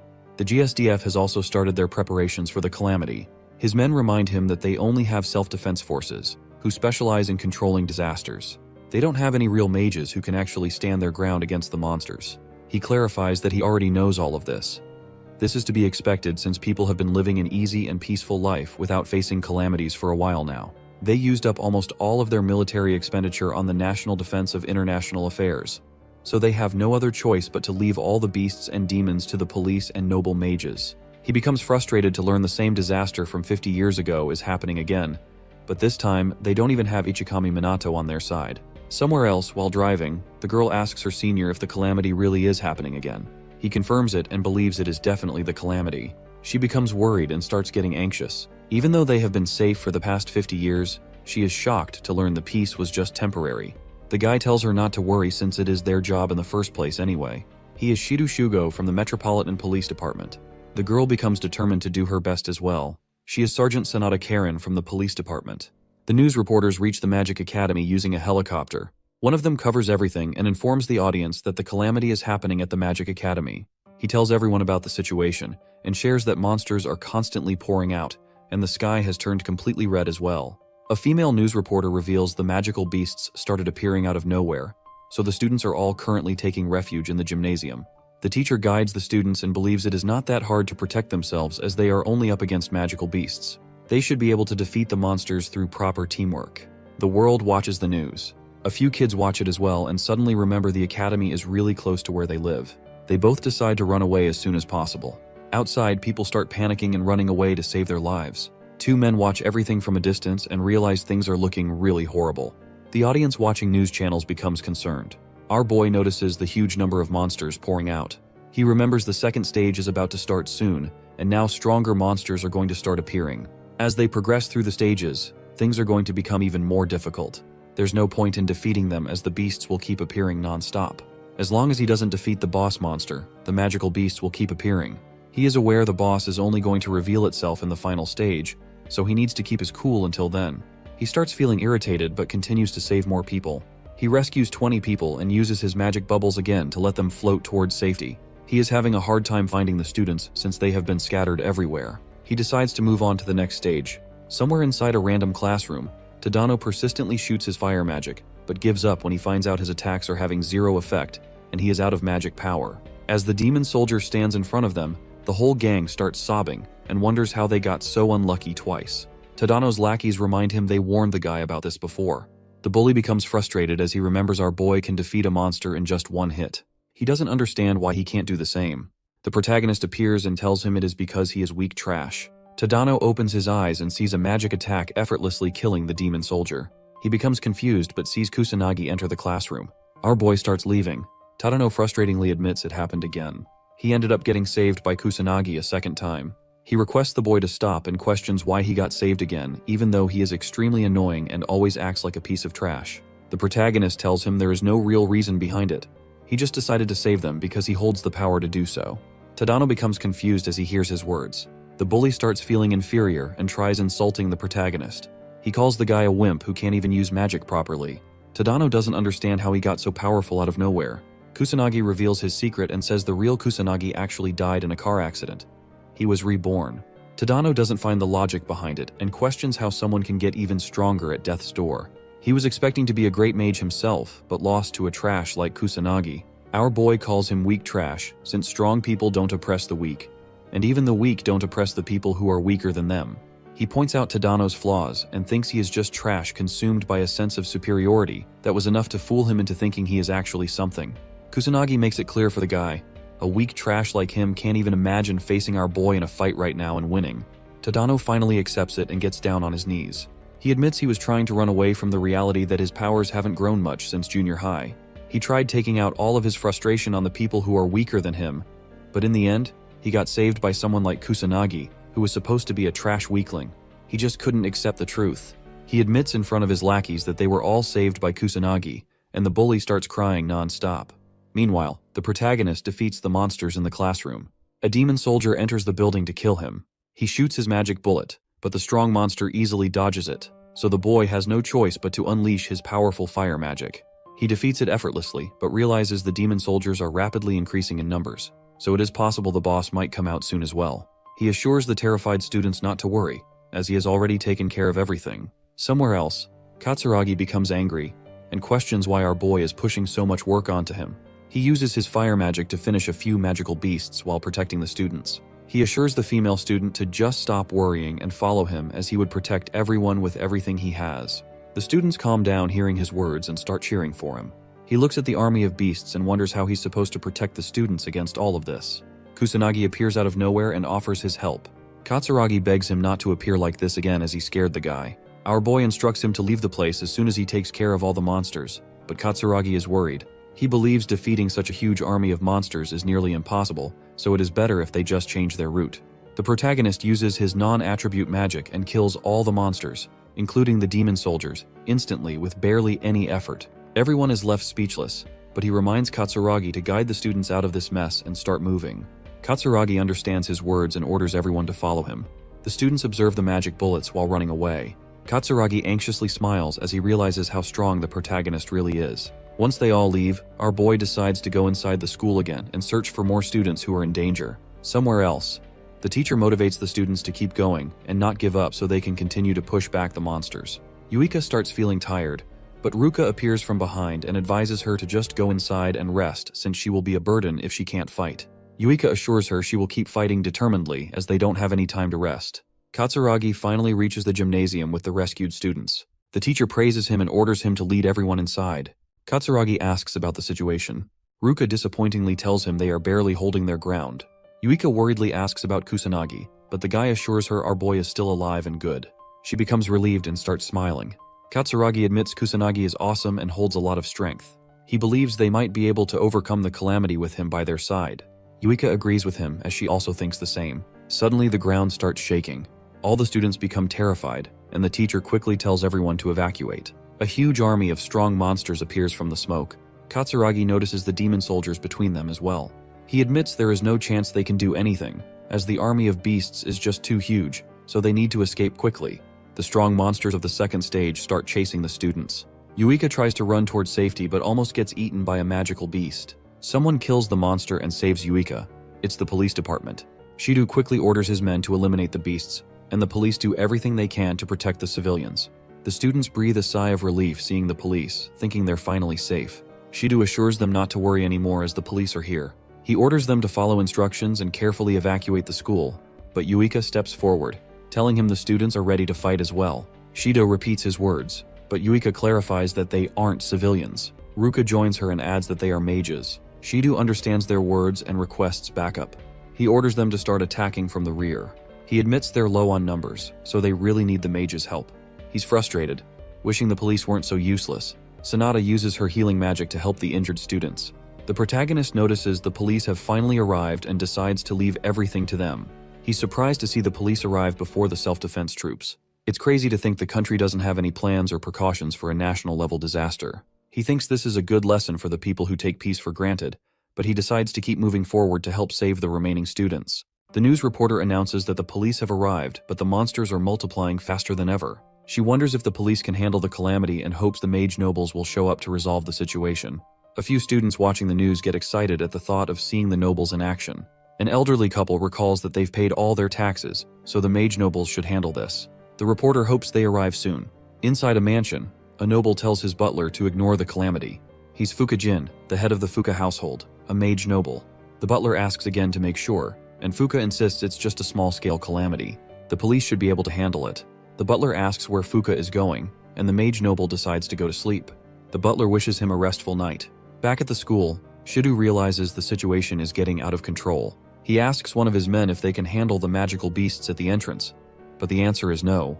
There are just too many of them. Shido sees the number of beasts growing and wonders if they can save the civilians in time. The self-defense troops are supposed to handle the rear, but they still haven't arrived. There's no choice but to contact the mage nobles, but it's strange. He can't get in touch with them. They're supposed to be the ones for this, yet they're useless. As the students help the police fight the monsters, Shido recalls everything he's learned about calamities. He wonders if the people 50 years ago dealt with it the same way. He hopes the boss doesn't show up. Suddenly, the number of monsters escalates, and a huge purple beam of light fills the area. A demon captain appears, sending everyone into a panic. Shido can't believe it. It's a demon captain, their boss. Ruka remembers that the demon captain is a rare beast that rarely shows up in this era. Only mage nobles can defeat it. Yuika realizes they need magic stronger than level 5, and she starts to panic, crying because there's no one who can cast such high-level magic. The demon captain unleashes its power and summons multiple magic circles. Yuika freezes in terror. Ruka steps in, using all her strength to deflect the attack, but her power isn't enough. She throws herself in front of Yuika as a shield. The demon captain's attack hits her hard, but she manages to protect Yuika. The younger girl watches in horror as her sister is injured. The students run away while Yuika stays behind, trying desperately to save Ruka. Shido and his men are powerless against the monsters, calling out for help. Katsuragi uses everything he has, but the demon captain doesn't budge. The police admit they can't save anyone and give up, accepting their fate. Yuika continues to cry out for help, calling the protagonist's name. As the demon captain moves closer, someone voices their irritation. Finally, the protagonist arrives, apologizing for being late. He feels bad for making the girl wait.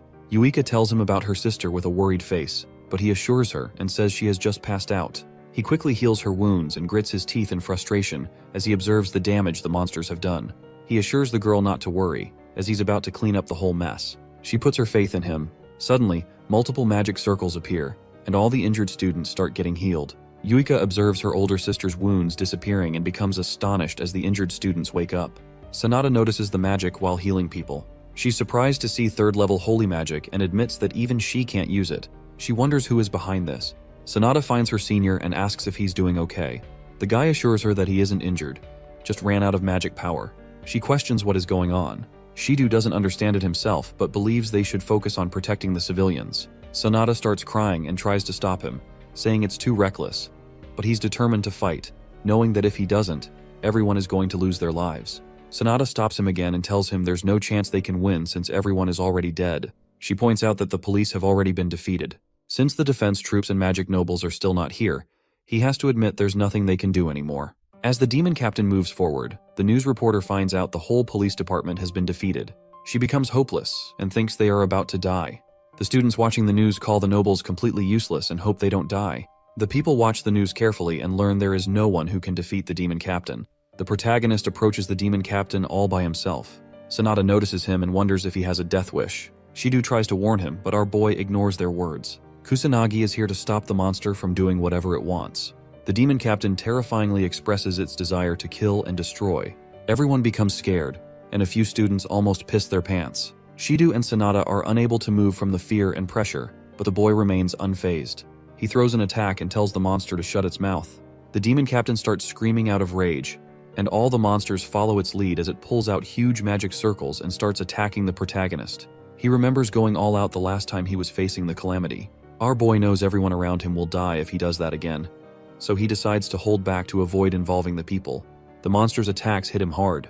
Shido believes he got killed, but as the attacks almost reach the students, our boy pulls out his shields and shoots out multiple magic bullets to push back the army of monsters. Shido becomes shocked and wonders who he even is. The news reporter finds out a student is fighting the monsters alone. She decides to go closer since they can't see his face. The camera blows up suddenly. Yuika smiles as she knows the protagonist was doing his best to not reveal his identity. She believes he can go all out without distractions now. As the boy shoots out magic bullets persistently, the students finally see hope and start cheering for his victory. A few magical beasts sneak up from behind and almost attack the students, but Shido kills them and decides to support Kusanagi from behind, as that's the only thing they can do right now. Our boy smiles as he sees the hard-working police. He praises them and admits they aren't as bad as he thought. He keeps shooting the magic bullets. The demon captain screams and summons multiple magic circles. It starts going all out and summons 6th level magic, surprising Shido. He thinks they're doomed since its strong magic is on par with the nobles, and there is no hope left for them. The demon captain uses 6th level dragon flames, and the whole place gets engulfed by flames. Everyone tries to save themselves as a huge tornado of fire slowly eats up the whole place. Shido tries to protect his partner, Sanada, but the students become hopeless, accepting that they're all about to die.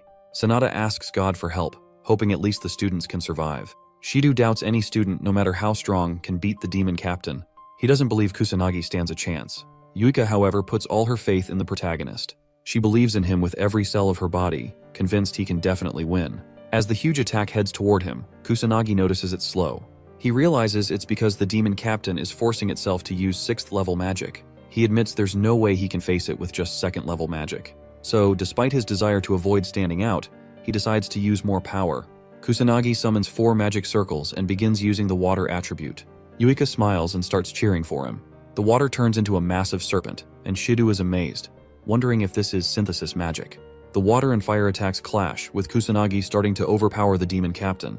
But the demon captain refuses to back down, pushing harder, yelling its desire to kill and destroy the human race. The fire magic intensifies, but Kusanagi puts in a little more power, and after some struggle, the demon captain realizes it's about to die. The monster questions how it was defeated by a mere kid. Kusanagi calmly replies that it's because of the demon captain's lack of training.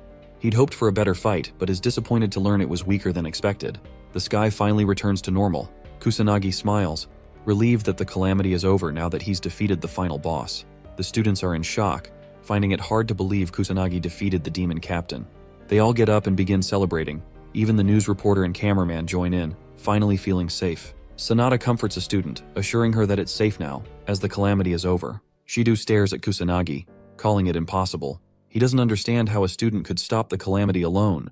He doubts even the nobles could have defeated the demon captain with 6th level magic and wonders who Kusanagi really is. His legs give out from overexertion. Kusanagi finds Yuika and tells her he's ended everything. She smiles and says she always believed in him, thanking him. This brings a smile to his face. Suddenly, the students surround him, praising him for what he did. They all show their gratitude, but Kusanagi, irritated, asks them to step back. He regrets standing out like this, just like in his past life, and hopes he won't have to live an annoying life from here on. Yuika notices how annoyed he looks. The announcement comes. The calamity at Kamui Magic Academy has been stopped. The academy refuses to share details about the boy who defeated the boss monster single-handedly. No casualties were reported, though several people were injured. Kusanagi's classmates show him the news. He becomes annoyed, but they think it's only natural for him to appear as the mighty savior. Kusanagi gets promoted to S-class as well, and his old classmates feel bad, realizing they can't talk to him the same way anymore. A few female students ask about the secret behind his strength, assuming he might have inherited the blood of a great noble mage. An S-class student observes how annoyed Kusanagi looks due to all the attention. He doubts such a strong student really exists. Kusanagi's classmates defend him, confirming that he did defeat the demon captain all by himself. The S-class student remains unconvinced, thinking it sounds wrong no matter how you look at it. Kusanagi uses this chance to leave the class, feeling relieved as he steps out. Yuika finds him and asks if he's having a hard time, grinning mischievously. He doesn't want to be teased, but she keeps talking. She thinks this is natural since he's the mighty savior who protected the whole school.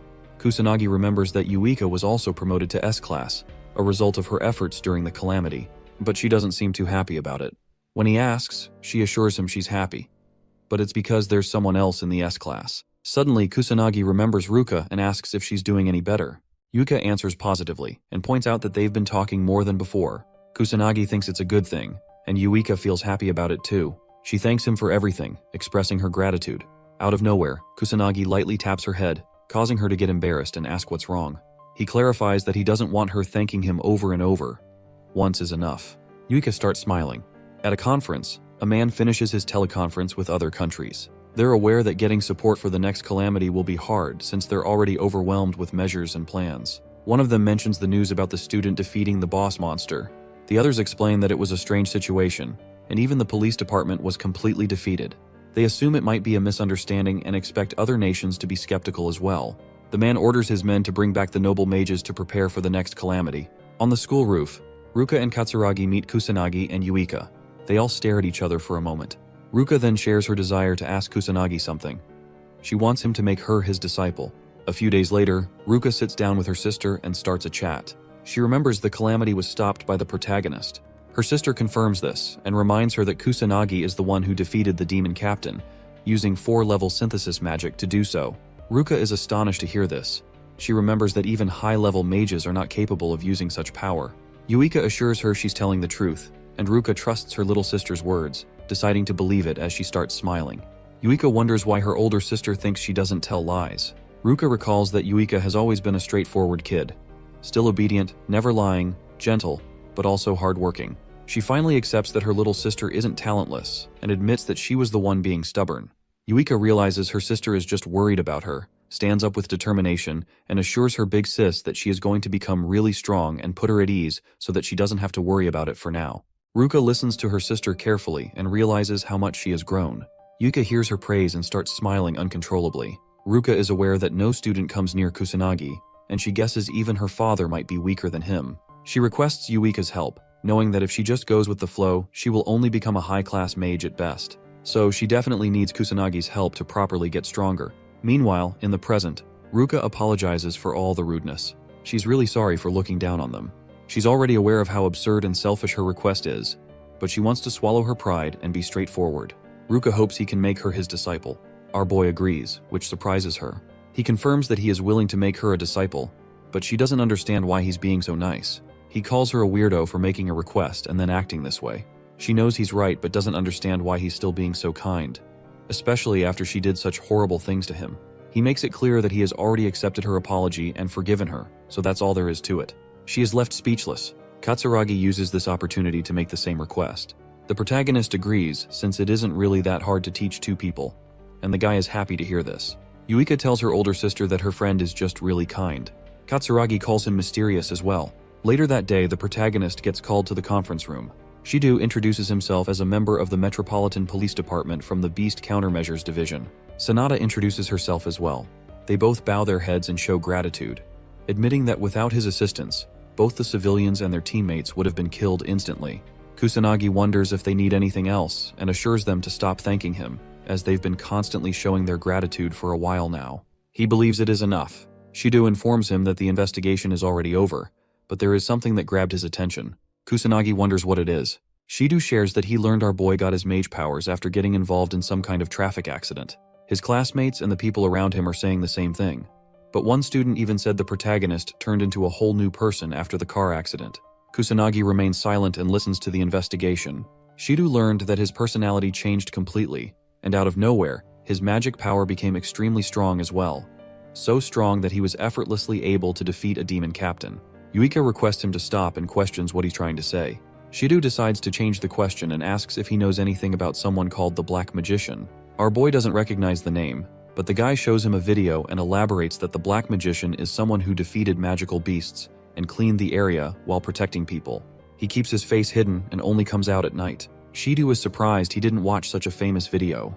The protagonist understands what they are trying to say. Yuika intervenes and questions why he's telling all of this to Kusanagi. Shido answers with a smile, saying they are both similar, not just in age, but in size and height as well. Shido learned that the Black Magician is a strong and capable individual. He doubts any students around his age are capable of such feats. The other weird thing is that the Black Magician started his activities at the same time our boy got discharged from the hospital. Since it is completely illegal to use magic in the city without a real permit or qualification, if a student gets caught using it, then the academy will have to handle most of it. But since it has gotten so much public attention recently, there's no choice left for the police, so they had to get involved and take action. Shido makes it clear that just expulsion won't be enough, but if the protagonist confesses, they are willing to do him a favor and lessen his punishment. So, he needs to answer carefully. Shido asks once more if he is the Black Magician. Kusanagi answers negatively with zero expression on his face. Shido looks relieved and smiles, happy to hear that our boy is not the Black Magician. The guy thanks him for everything and decides to leave for now. As he leaves the room, Shido is surprised that our boy didn't show a single expression. He praises his courage to lie so openly if he really is the Black Magician. He admits Kusanagi is nothing like a normal student and believes he is hiding something. Sanada already knows Kusanagi is the Black Magician since their voices are similar. She wonders if his intentions were purely to save people that night. Sanada decides to keep his identity hidden, even though she knows this can be counted as a failure for a policeman. She believes the protagonist is a kind person. Shido decides to try his best to reveal the Black Magician's identity, while Sanada thinks about keeping it hidden and helping the guy however she can. After a while, the homeroom teacher of the S class introduces both Mizuha Yuika and Kusanagi Minato to the whole class. She hopes the other students can get along with them. The students start asking if he really is the one who defeated the demon captain. The girls ask Yuika how she feels being a noble mage. The teacher advises everyone to sit down as the class is about to begin. She is surprised to see how famous both new students are. Kusanagi had to answer questions all day, and he feels horrible. He remembers this is the reason he was trying to keep his identity hidden. He hears someone call him from behind. Our boy looks back and finds the girl he saved earlier standing in front of him. She hopes he doesn't mind giving her a little bit of his time. As the boy finds himself on the rooftop again, he wonders if it is some kind of norm to always go to the top whenever you have to talk about something. Yuika follows him and looks at what's happening from behind a wall. She was hoping she could get some private training in and wonders why he is on the rooftop. She feels a bit jealous seeing him alone with a girl and tries to see what they're trying to do. The girl asks if he still remembers her, but our boy says he doesn't. She reminds him he's the one who saved her during the calamity, and he finally remembers who she is. The girl recalls that she was about to die because of the magical beasts at the combat lesson, but then somebody used their magic and saved her. She believes the one behind that magic attack was also Kusanagi.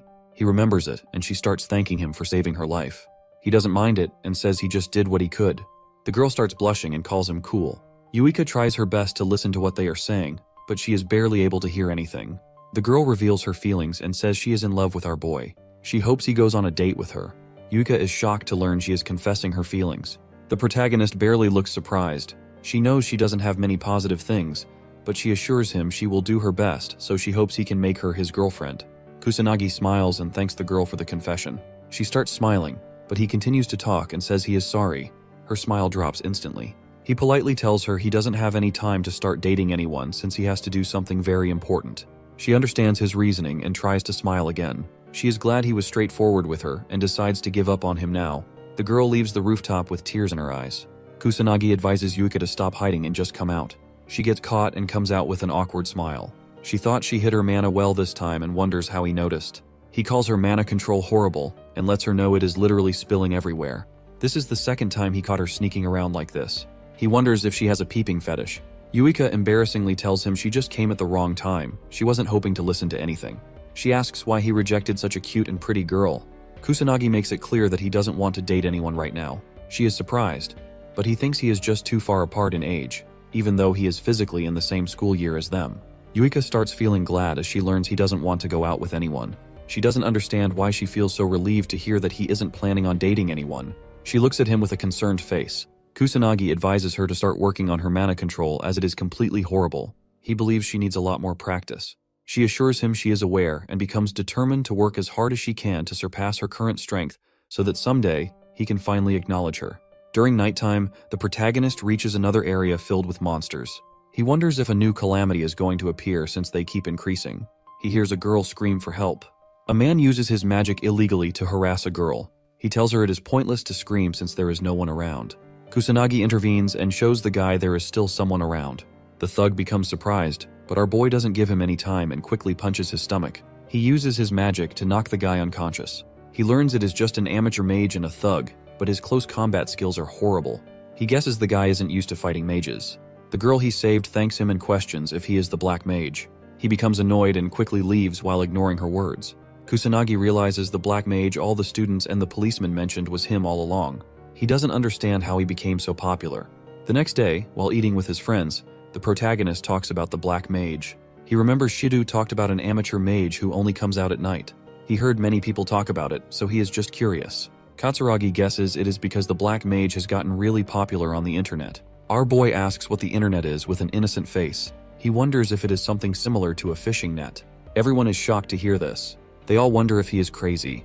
In this era, it's hard for them to believe he doesn't know about something like the internet. They understand he is very isolated and lives under a rock, but this is worse than what they were expecting. Yuika explains the internet is an information network that covers the whole globe. Anyone can share any kind of information on it, so things like the black mage spread instantly. People can also find anything there, and since it has pictures and videos, it practically holds everything. Kusanagi finally understands it. Katsuragi helps him understand he can access any kind of information on his smartphone. He asks the boy to pull it out and try opening a random application. Kusanagi's face brightens up, and he smiles uncontrollably as he finally opens a search engine.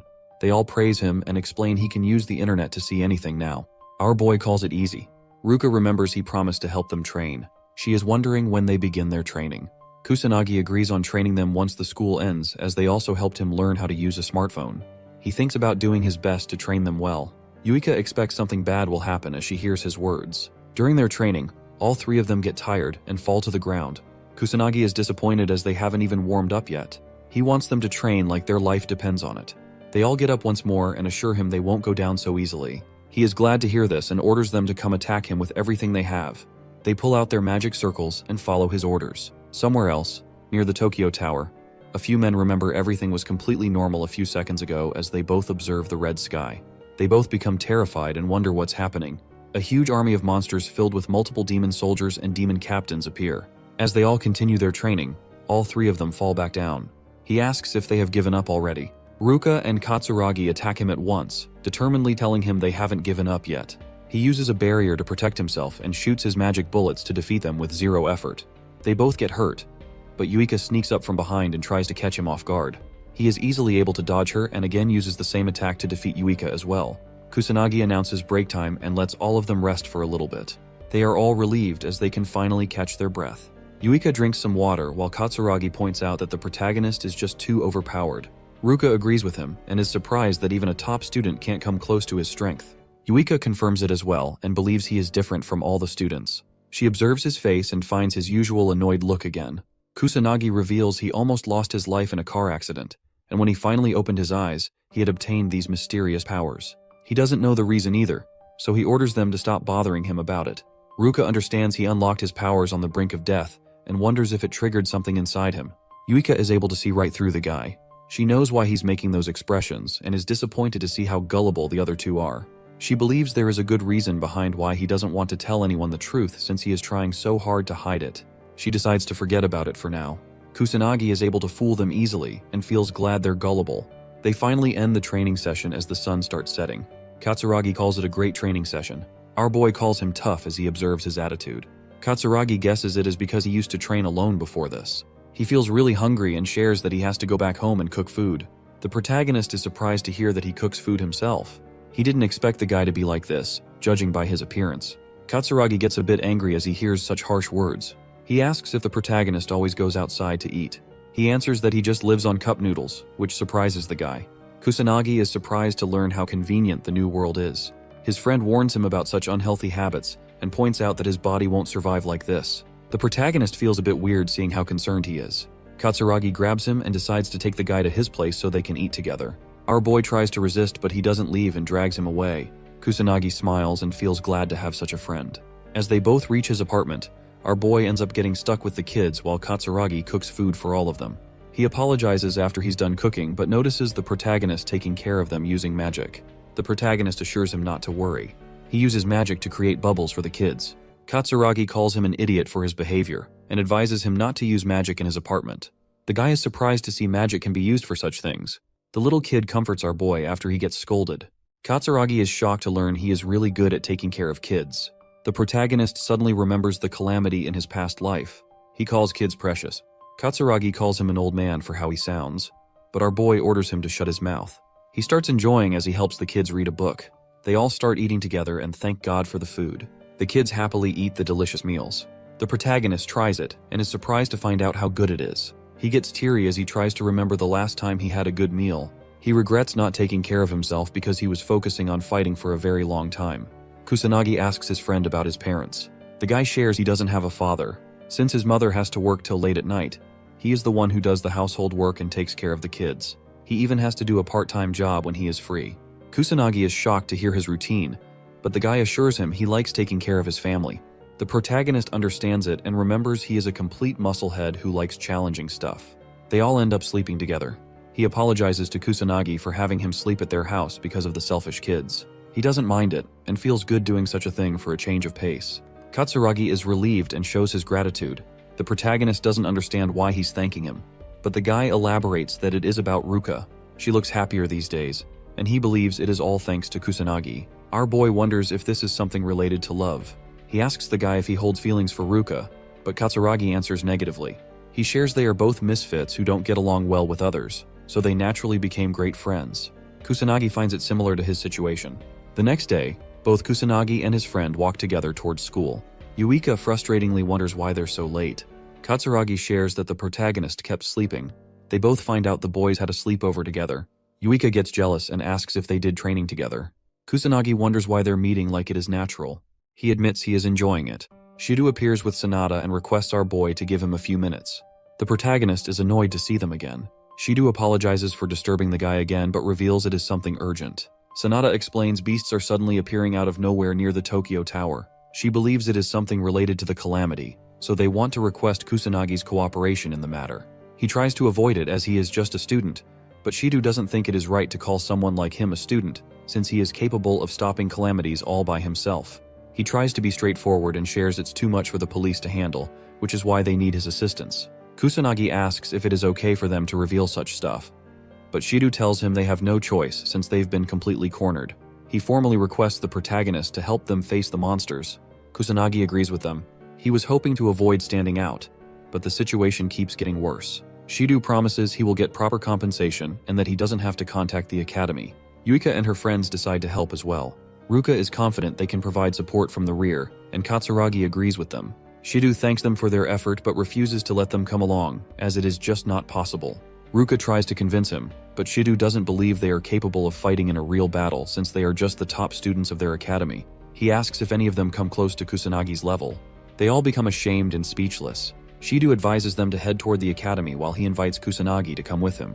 The protagonist hopes his friends can someday catch up to him, and they all become motivated, confidently answering that they will. At the police headquarters, our boy ends up being involved in a conference.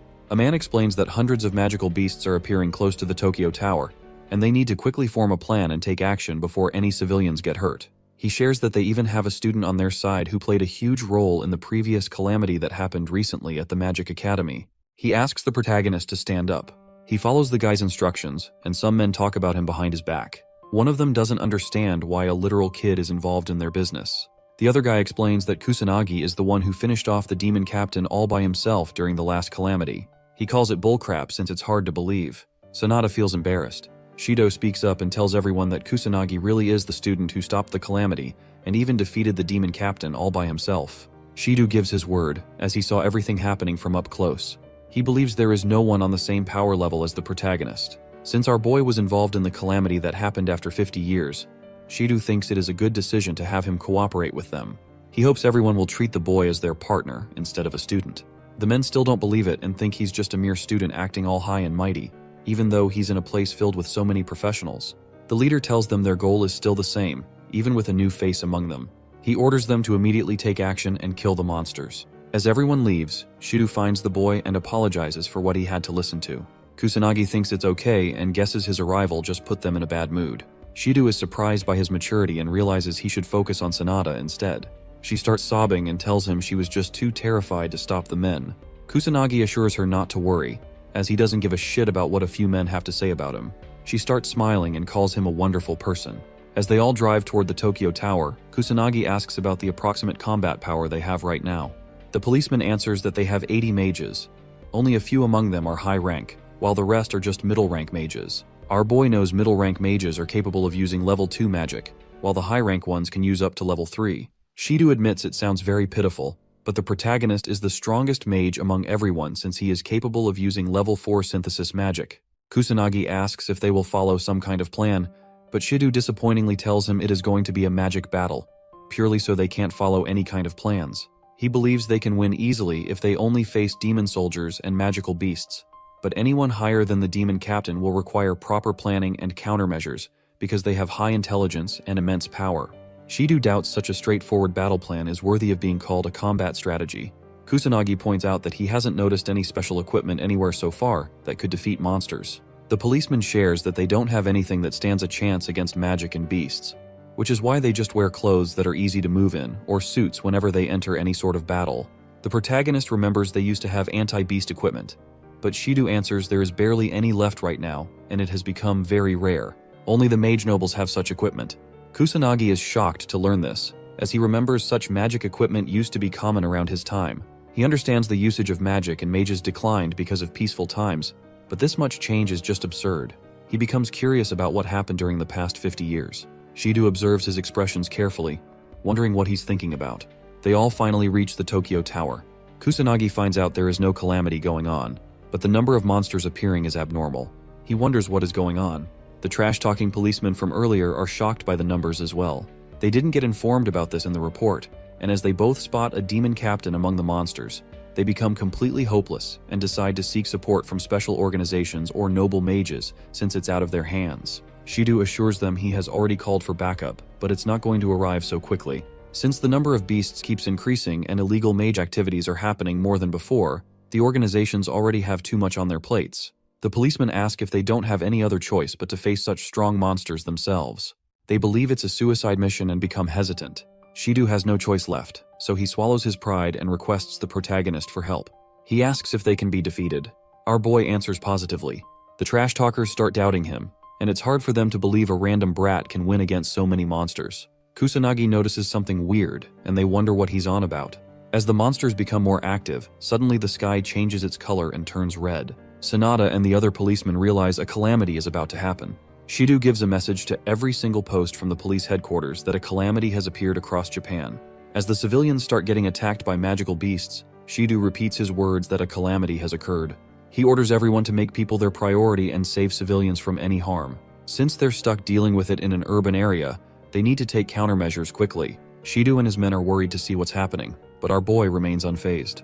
The policemen see the calamity appearing again and become terrified. They question why it's happening. The protagonist knows a calamity is a natural phenomenon, but he notices this one is happening because of the magical beasts from earlier. He doesn't know how they caused it, but wonders if they learned a new way to create one in the last 50 years. Shido's men tell him they can't fight a losing battle with no backup. They need to reorganize first. The calamity starts moving, and the beasts begin heading toward the city area filled with civilians. The policemen start arguing with each other. Some believe it is going to harm the civilians, so they don't have a choice but to go and defeat the monsters. The other policemen call it a suicide mission and believe they can't win. Someone comments that the police have become pitiful, which angers the guy who doesn't want to go. He makes it clear that they just can't win against so many magical beasts. Kusanagi jumps off the building while telling everyone they can definitely win. He smiles and starts using his magic circles to head toward the monsters. He lands between them, and as the monsters notice him, they all begin rushing toward him to attack. The policemen warn him to quickly run, or else he's going to lose his life. Kusanagi pulls out third-level magic called Wind Cutter, leaving everyone speechless. The monsters die instantly, but a few demon soldiers become active. They throw multiple attacks toward our boy, but he remains unscathed because of his shields. Since the barrier ends up being very useful, he decides to put one up for the bystanders, so no one gets hurt during the calamity. As he cuts through more monsters, Shido is astonished by his strength. He doesn't believe someone is capable of using several magic attributes at once. He guesses only Kusanagi can do such things. The guy orders everyone to move forward and follow our boy. Sanada starts running to provide proper backup. The other policemen tremble in fear, but since they can't just run away, they all get fired up and run toward the battlefield. The policemen begin fighting against the monsters. The protagonist is surprised by their capabilities. The demon captain appears from the crowd of monsters. A policeman notices and becomes hopeless, since only a legendary class mage can defeat such a monstrosity. Kusanagi pulls out the water serpent again and assures the policemen they can leave the demon captain to him while they all handle the rest. In mere seconds, he defeats the demon captain, leaving everyone shocked. They admit he is very powerful. Shido orders everyone to continue fighting until the boss monster appears. He orders them to handle the rest while Kusanagi can take care of the demon captain and anything stronger than that. As the protagonist fights the monsters, he remembers the worldwide calamity that appeared 60 years ago, which was the first calamity. After that event, calamities became common and kept showing up again and again, continuing to destroy the world. He doesn't want what happened 60 years ago to repeat itself since the calamity will just spread worldwide. He is glad to be here and is determined to stop the calamity from destroying the human race. Sanada gets attacked by a demon soldier, but the protagonist intervenes and instantly kills it. She remembers it is the same as that night. He asks if she's fine. Sanada thanks him and tries getting up. He realizes it is the same situation as before. He becomes worried and anxiously questions if she found out. Sanada doesn't understand why he became the Black Mage. She wonders how strong he is but doesn't want him to hate her for asking weird questions. She blushes and tries to stop herself from thinking anything weird since he is just a student. Sanada gets attacked again, but Kusanagi protects her from the danger and advises her to be more careful. She apologizes. He requests that she stay by his side so he can protect her. He notices she isn't capable of using combat magic. Sanada starts blushing again and follows his instructions. She questions if he really is a student since he sounds more like an adult compared to her. Out of nowhere, all the police mages feel an immense pressure. They start trembling in fear and wonder what's happening. A monster emerges from the light. Shido notices it is the subspecies of a demon captain. He questions why such a higher species of demon captain is appearing now. The policemen realize their victory is impossible. They doubt even mage nobles can win against such a strong monster. Kusanagi steps forward. They try to stop him from getting hurt, as they don't think he can defeat it no matter how strong he might be. Kusanagi tells them he'll win. The guys stop trembling so much. Sanada starts praying for Kusanagi's victory. Shido knows he holds the same strength as the mage nobles, so there is a good chance he might win against the subspecies as well. As the monster comes face to face with the protagonist, Shido becomes excited to finally see our boy's true strength. Shido orders everyone to keep giving it their all until the boss monster finally dies. Kusanagi confronts the new demon captain. It starts attacking and throws fire magic at him. The policemen can't believe how strong the monster is as they see it destroying multiple things with level 1 magic. Our boy doesn't get scratched at all. The monster wonders what he even is. Kusanagi answers that he is just a student. He starts using his water serpent again. The demon captain becomes determined to kill our boy and unleashes a huge fire serpent. The policemen notice that it is level 6 magic and become hopeless. Kusanagi knows that if he avoids the attack or just blocks it with his magic, there is a chance his allies might get engulfed in all the fire, so he wonders what he should do next. All the beasts start gathering around suddenly.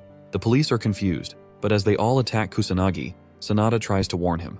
He remains unfazed despite seeing multiple strong attacks coming his way. He destroys the demon captain's fire serpent with his water attribute and blocks the magical beast's attacks with his non-attribute shields. Water starts pouring down. The protagonist is a bit underwhelmed as he realizes it is already over. Shido's jaw drops, seeing how strong our boy is. Sanada doesn't understand what just happened. Shido, still in shock, holds his head as he sees unimaginable things happening in front of him. Only a mage noble can use level 6 magic since it is an advanced technique on a similar level as remote activation. Sanada asks if Kusanagi really did all that. Shido shares an even more surprising thing he just witnessed. The protagonist just used a second type of magic at the same time while facing the demon captain. Usually there is a buffer time whenever someone uses 2 magic spells, but Kusanagi just used them at the same time. Even a single type of magic is hard to control, so using 2 simultaneously makes the protagonist stronger than even the noble mages. Shido is happy to see everything went as he expected. He believes he has found the person he always wanted, the new Ichikami Minato. The protagonist advises the demon captain to follow him so they can fight somewhere else, as it is too stuffy here. The demon captain starts using level 1 aerial magic and flies away. As it moves somewhere else, it admits it is a bit surprised that it knows how to use aerial magic. The demon captain thinks he had to move so he doesn't get any sort of cooperation from its army. The boy clarifies he doesn't feel fazed by the shitty cooperation from other beasts. With a cold expression, he reveals they moved so he doesn't have to hold back anymore. The demon captain moves forward and attacks him, but our boy easily dodges all the attacks coming his way. He uses his arms to block a few blows. The demon captain uses the opportunity to throw fire magic. It hits the boy directly, but the monster hits him again and slams him on the ground without wasting a second. As the smoke clears, Kusanagi comes out unfazed, leaving the demon captain shocked. He moves forward to attack it and knows it resorted to hand-to-hand combat because its magic is completely useless against him. He calls the demon captain's efforts useless and makes it clear it can't land a strike on him while punching its head really hard. The demon captain goes flying away but saves itself by summoning a magic circle. It doubts his punch can do anything since he is just a mere human, but suddenly its whole body starts trembling. The demon captain doesn't understand how strong he is. It gets mad and questions who he even is. Kusanagi smiles and lets it know magic isn't the only thing he can use. He decides to show the demon captain a technique he created himself. The protagonist smiles and unleashes his powers. The demon captain becomes amazed. Shido and Sanada feel the pressure and notice there is something above them. Kusanagi uses the magic he is emitting to protect his body. He starts feeling powerful, but the demon captain calls human attacks useless, even though he's using magic to cover himself. Kusanagi doesn't agree with it and decides to give his powers a try. He starts throwing punches and pushes back the demon captain, who is left with no choice as attacks come from all directions. The monster tries pathetically to protect itself, but Kusanagi keeps hitting it with his new technique. Shido observes the fight and notices the boy is overpowering a literal monster in hand-to-hand combat. He questions how it's even possible since human attacks are too weak against monsters. He is slowly harming the monster with just his fists. The demon captain gets injured and doesn't understand how a human attack can push him to such a pathetic state. Kusanagi is aware that normal attacks or any weapons have no effect on monsters, but if someone puts a huge amount of magic power behind them, the attacks actually work. Attacking while covering the whole body with magic power is called the fusion of martial arts and magic craft. He named it magic martial arts. The demon captain doesn't believe a trash human has just surpassed him in strength. It doesn't accept its defeat and tries to attack Kusanagi, but he dodges it with ease. Without wasting a second, he lands a strong punch, drilling a hole in its stomach. The demon captain calls him a monster for such strength. The other monsters find out their leader has already died. The sky turns back to normal, and the calamity finally ends. The policemen are relieved and learn the boy did everything. Shido advises them to kill the remaining beasts as well and keep their guards up. Kusanagi slowly comes down and smiles as he decides to leave the rest to the police. He suddenly remembers it has been ages since he used magic martial arts, so he couldn't use it properly. He lands back down and notices the crowd of policemen waiting for him. Shido thanks our boy for all the hard work and for single-handedly defeating the demon captain to stop the calamity. They are grateful for his cooperation. The whole police department gives Kusanagi a salute in respect. Ever since this incident, calamities have kept appearing across the globe continuously. But thanks to the police and the noble mage's cooperation, slowly all of the new calamities were stopped as well. People grew anxious because of the calamities and started hating the government for not being properly prepared. They showed disappointment towards the mages, who were expected to protect people. As the anxiety among people grew with time, someone said they still have the Black Mage on their side. Everyone started believing in the Black Mage, and the whole world wondered who he even was. At the academy, Kusanagi starts feeling irritated as the whole class finds out he is the one who stopped the second calamity as well. They call him amazing and start showering him with praise. They ask if it's really true that he had to face the subspecies of a demon captain during the calamity. He starts feeling bothered and hopes it ends. Yuika notices his tired expression. The teacher begins talking about the calamity that occurred recently. She advises everyone to stay prepared at all times since they're not just students but mages too, so there's no telling when they might get summoned. She points toward Kusanagi and calls him experienced. All of a sudden, Sanada appears with a few policemen. She excuses everyone and the teacher anxiously asks if there is an issue. Sanada shows her badge and assures her she came here with the headmaster's permission. She calls Kusanagi and requests him to help them once again. Our boy is surprised by how far the police have fallen. He wonders why they never care about their image. He notices the students gawking at him, which annoys him, so he decides to just leave. He asks Sanada to inform him about the situation.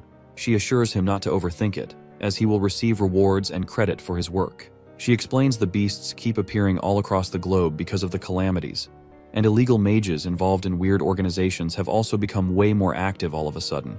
Since they are lacking in manpower, Kusanagi says they came to get him. Sanada feels bad about asking him for help so many times but tells him they have no other choice since he is the strongest. Kusanagi pulls out his phone and advises her to just give him a call next time. Sanada apologizes and understands him. She is able to get his contact information and feels glad. The protagonist questions what he needs to do now. She instructs him to take care of all the beasts in Harajuku. He understands her. Sanada decides to take him with her in a car, but he believes they will become too late, so the protagonist pulls out his magic circles and starts leaving the school alone. The police are amazed to see his fast speed. At Harajuku, the sky turns red and two kids become terrified. The big brother tries to protect his sibling from harm as a magical beast appears. The kids try to run away, but the little one falls. As they're about to be eaten by the magical beast, the protagonist appears and instantly kills it. The kids calm down, and he praises them for hanging in there, telling them they did a great job. He hands back their toy Ichikami figurine and smiles to help them feel better. He hands the kids to the police and runs to clean the area. The kids bow to show their gratitude as he flies away, and the little brother smiles in appreciation. Kusanagi finds it harder to battle in Harajuku than at his academy or in the destroyed Shibuya, as the place is filled with obstacles and people. He can't use magic bullets, or he might hurt civilians still running for their lives. He can differentiate between humans and beasts, but normal people with zero magic can't be detected easily. The only way to save everyone is by patrolling the area. The police arrive, focusing on killing the monsters while leaving civilian rescue to the army and firefighters. They find Kusanagi and call his name. Our boy remembers him from the calamity, comes down, and guesses the policeman is reinforcement. He finds it helpful and asks about the situation. The policeman shares they haven't saved half the civilians and are struggling to reach the east side. Kusanagi shoots a few bullets and decides to check the east side. The policeman warns him about illegal mages there, according to reports, but knows there's no point in warning Kusanagi since he's the strongest. The other policemen notice him and wonder who he is, as he defeated multiple beasts with ease. They believe he's some kind of savior during these difficult times. Kusanagi defeats a demon captain with his 6th level burst stream. He's surprised to find demon captains, even though there's no calamity, something that hadn't happened even 50 years ago. As the number of beasts increases, Kusanagi realizes they're getting stronger, and the situation is getting so bad that even he finds it hard to handle. He believes he needs a plan before things get out of hand. Kusanagi saves 2 more civilians and hands them to the firefighters. He has a few plans but isn't sure which one to follow. He uses his bubbles to save more people. Sanada and a few policemen appear, and he helps calm the civilians. The police thank him again, believing they minimized the damage because of him. Kusanagi disagrees, saying it was thanks to the police and firefighters. He was simply helping out. The policeman admits he's an awesome student. They apologize for their rude behavior during the last calamity, admitting their pride caused it. Kusanagi tells them not to worry and to stop thinking about it. The policemen are amazed by his maturity and thank him again. Sanada steps forward and thanks him as well, noting she keeps relying on his powers, even though he's just a student. He assures her not to worry, as he agreed to help. Kusanagi points out that the number of monsters keeps increasing, and this time, they're stronger. Sanada agrees, thinking they need a plan to counter the calamity. She mentions her senior is doing his best to take action. As she speaks, the kids from earlier approach Kusanagi and thank him for saving them. He's happy to see they're safe. The little kid asks if he's the Great Sage, and the older one apologizes, saying his brother is obsessed with the Great Sage. Kusanagi notices the toy and realizes it's an Ichikami figurine. He tells the kids he's really the Great Sage, and the kid smiles, already knowing. Kusanagi remembers his past life, where someone requested Ichikami to let him make a doll of him. The guy excitedly shared he wouldn't just make a doll but photo cards and key holders too. Ichikami doubted anyone would want such things. The guy told him people needed the Great Sage's support in their hearts, and such items would be great for kids. Ichikami didn't fully agree, but the guy called him wrong, believing it would keep people safe for 100 years, not just 50. He begged for Ichikami's permission. Kusanagi smiles, realizing the guy was right. He knows mere dolls can't save people, but people need him again now. At a shady club in the capital, a few men report on the Black Mage to their leader, Kuroya Kuto, president of the underground mage guild, Black Rebellion. He gets up after hearing about an illegal mage who doesn't belong to any guild. Furious, he learns the Black Mage dares to go against him. He asks his lackey if he's correct, and the terrified underling answers yes. Kuroi orders them to find the Black Mage's real identity, using military force if necessary. Someone asks if they have permission to kill him. It's the executive manager Kaga Shuji. Kuroi answers they can only kill him after torturing him. Kaga becomes excited, making an evil expression. Ruka asks Kusanagi about his magic power level. Yuika says the same, as she has been curious for a while. She wonders if it is 100,000 or maybe even 500,000. Yuika knows it's possible for someone like our boy. He answers it's 99,990,000 with an expressionless face. Everyone is speechless at first. Yuika doesn't believe it, and Katsuragi agrees with her as well. Ruka remembers that even Ichikami's magic power is about 1,000,000, so she doesn't believe him. Kusanagi is surprised to learn this. They all explain that people call 1,000,000 the highest limit for this reason. They wonder why he doesn't know such a common thing. The protagonist questions if his power is just 1,000,000. He tries looking it up on the internet but becomes confused. He smiles and admits he doesn't know how to use a phone. Since it's not worth the effort, he decides to give up. He gets a call from Shido. The boy asks what's wrong, and Shido apologizes for the disturbance, asking if he has some time to spare. Kusanagi answers positively, so the policeman asks if his friends are near him as well. Kusanagi tells him they are here. Shido requests him to put the phone on speaker. Kusanagi is completely clueless about it, so Yuika helps him turn it on. The policeman explains that since the number of monsters and calamities keeps increasing, he decided to create a specialized anti-monster squad, known as the Special Magic Team. He wants our boy to be the leader of the squad. Yuika is astonished to see her friend getting such an opportunity. She believes it's such a special title that mages would die to reach. She guesses her friend isn't going to refuse such a thing, but to her surprise, Kusanagi ends up refusing the offer. Yuika questions why, growing angry. The policeman requests them to listen to his explanation first. The protagonist wonders why Yuika is angry on his behalf, but decides to hear the explanation. Shido shares that there are too many issues going on, and the police can't handle everything alone. Also, since the monsters are growing in strength, it's hard for them to keep up anymore. He knows the boy understands his words. Kusanagi knows it's because the mages of this time period have really low magic levels. He wonders what happened to the nobles. Shido shares that the heads of Mizuha, Homurai, and Kaichi are still stuck in an overseas meeting, so the only one left is Fuka, but he's not available either for many weird reasons. Kusanagi suddenly remembers he never met Yuika's parents before. She tells him they still haven't returned from the meetings. Shido explains the special squad will have many police officers and a few students from the academy. He chooses Yuika, Ruka, and Katsuragi as members of the new special squad. He assures them he's willing to handle all the troublesome stuff, like clerical work and negotiations. So all of them just need to focus on getting stronger and leading the police mages. They'll get proper rewards, and their school credits will increase too, making it easier to find employment in the future. Shido starts begging, trying to convince the boy to become the captain. He hopes the protagonist agrees. Kusanagi becomes a bit annoyed but decides to do it. Shido finds it hard to believe but looks glad. The others agree with it as well. Ruka doesn't want Kusanagi to handle everything alone, while Katsuragi is just into hard challenges. Even though the protagonist is still unsure, he ends up going with it since he wants to train more mages as well. The news channels start criticizing the noble mage family, the Fukas. They didn't only leave behind their real duty because of some school disaster, but the noble family was also very slow with the subjugation of monsters. The noble man hears the news and calls the reporters dumb, since they're assuming noble mages can handle anything. Someone calls, so the noble mage gives him permission to enter. His butler appears and shares that the Metropolitan Police Department sent him a document. The noble mage reads the information about the special magic team being established. He calls it stupid and thinks useless people are into doing unnecessary things. He feels a bit disappointed but guesses this might help shut up the public. He orders the butler to call his dumb kid here. The butler understands him and leaves. At the police department, the protagonist and his friends join the special squad. They all hold a meeting, and Shido starts explaining something to everyone. The protagonist is surprised to hear the word dozens, but Shido apologizes and explains that they did have candidates, but they didn't receive any applications for some reason. Shido believes they'll get more applications once our boy starts producing real results. Kusanagi was expecting things to turn out this way. Since it's weird for a literal student to be the team's captain, some friction was bound to happen. Shido hands over something and shares that it's a temporary mage badge. He admits it's an external cooperation but explains they're all public servants now. So, if anyone doubts it, he can just show this badge to them when needed. He adds another thing. The badges are only given when someone is from a unit, and since all of them are still not qualified as mages, the badge is just temporary. Shido officially ends the student treatment with Kusanagi and addresses him as Captain Kusanagi. He leaves everything to the boy. The protagonist smiles, as it's been ages since he stood before people his own age. He goes to the front and introduces himself once more. He announces that he is the captain of the special mage team and promises everyone that he is willing to make everyone in his team stronger than even the heads of noble families.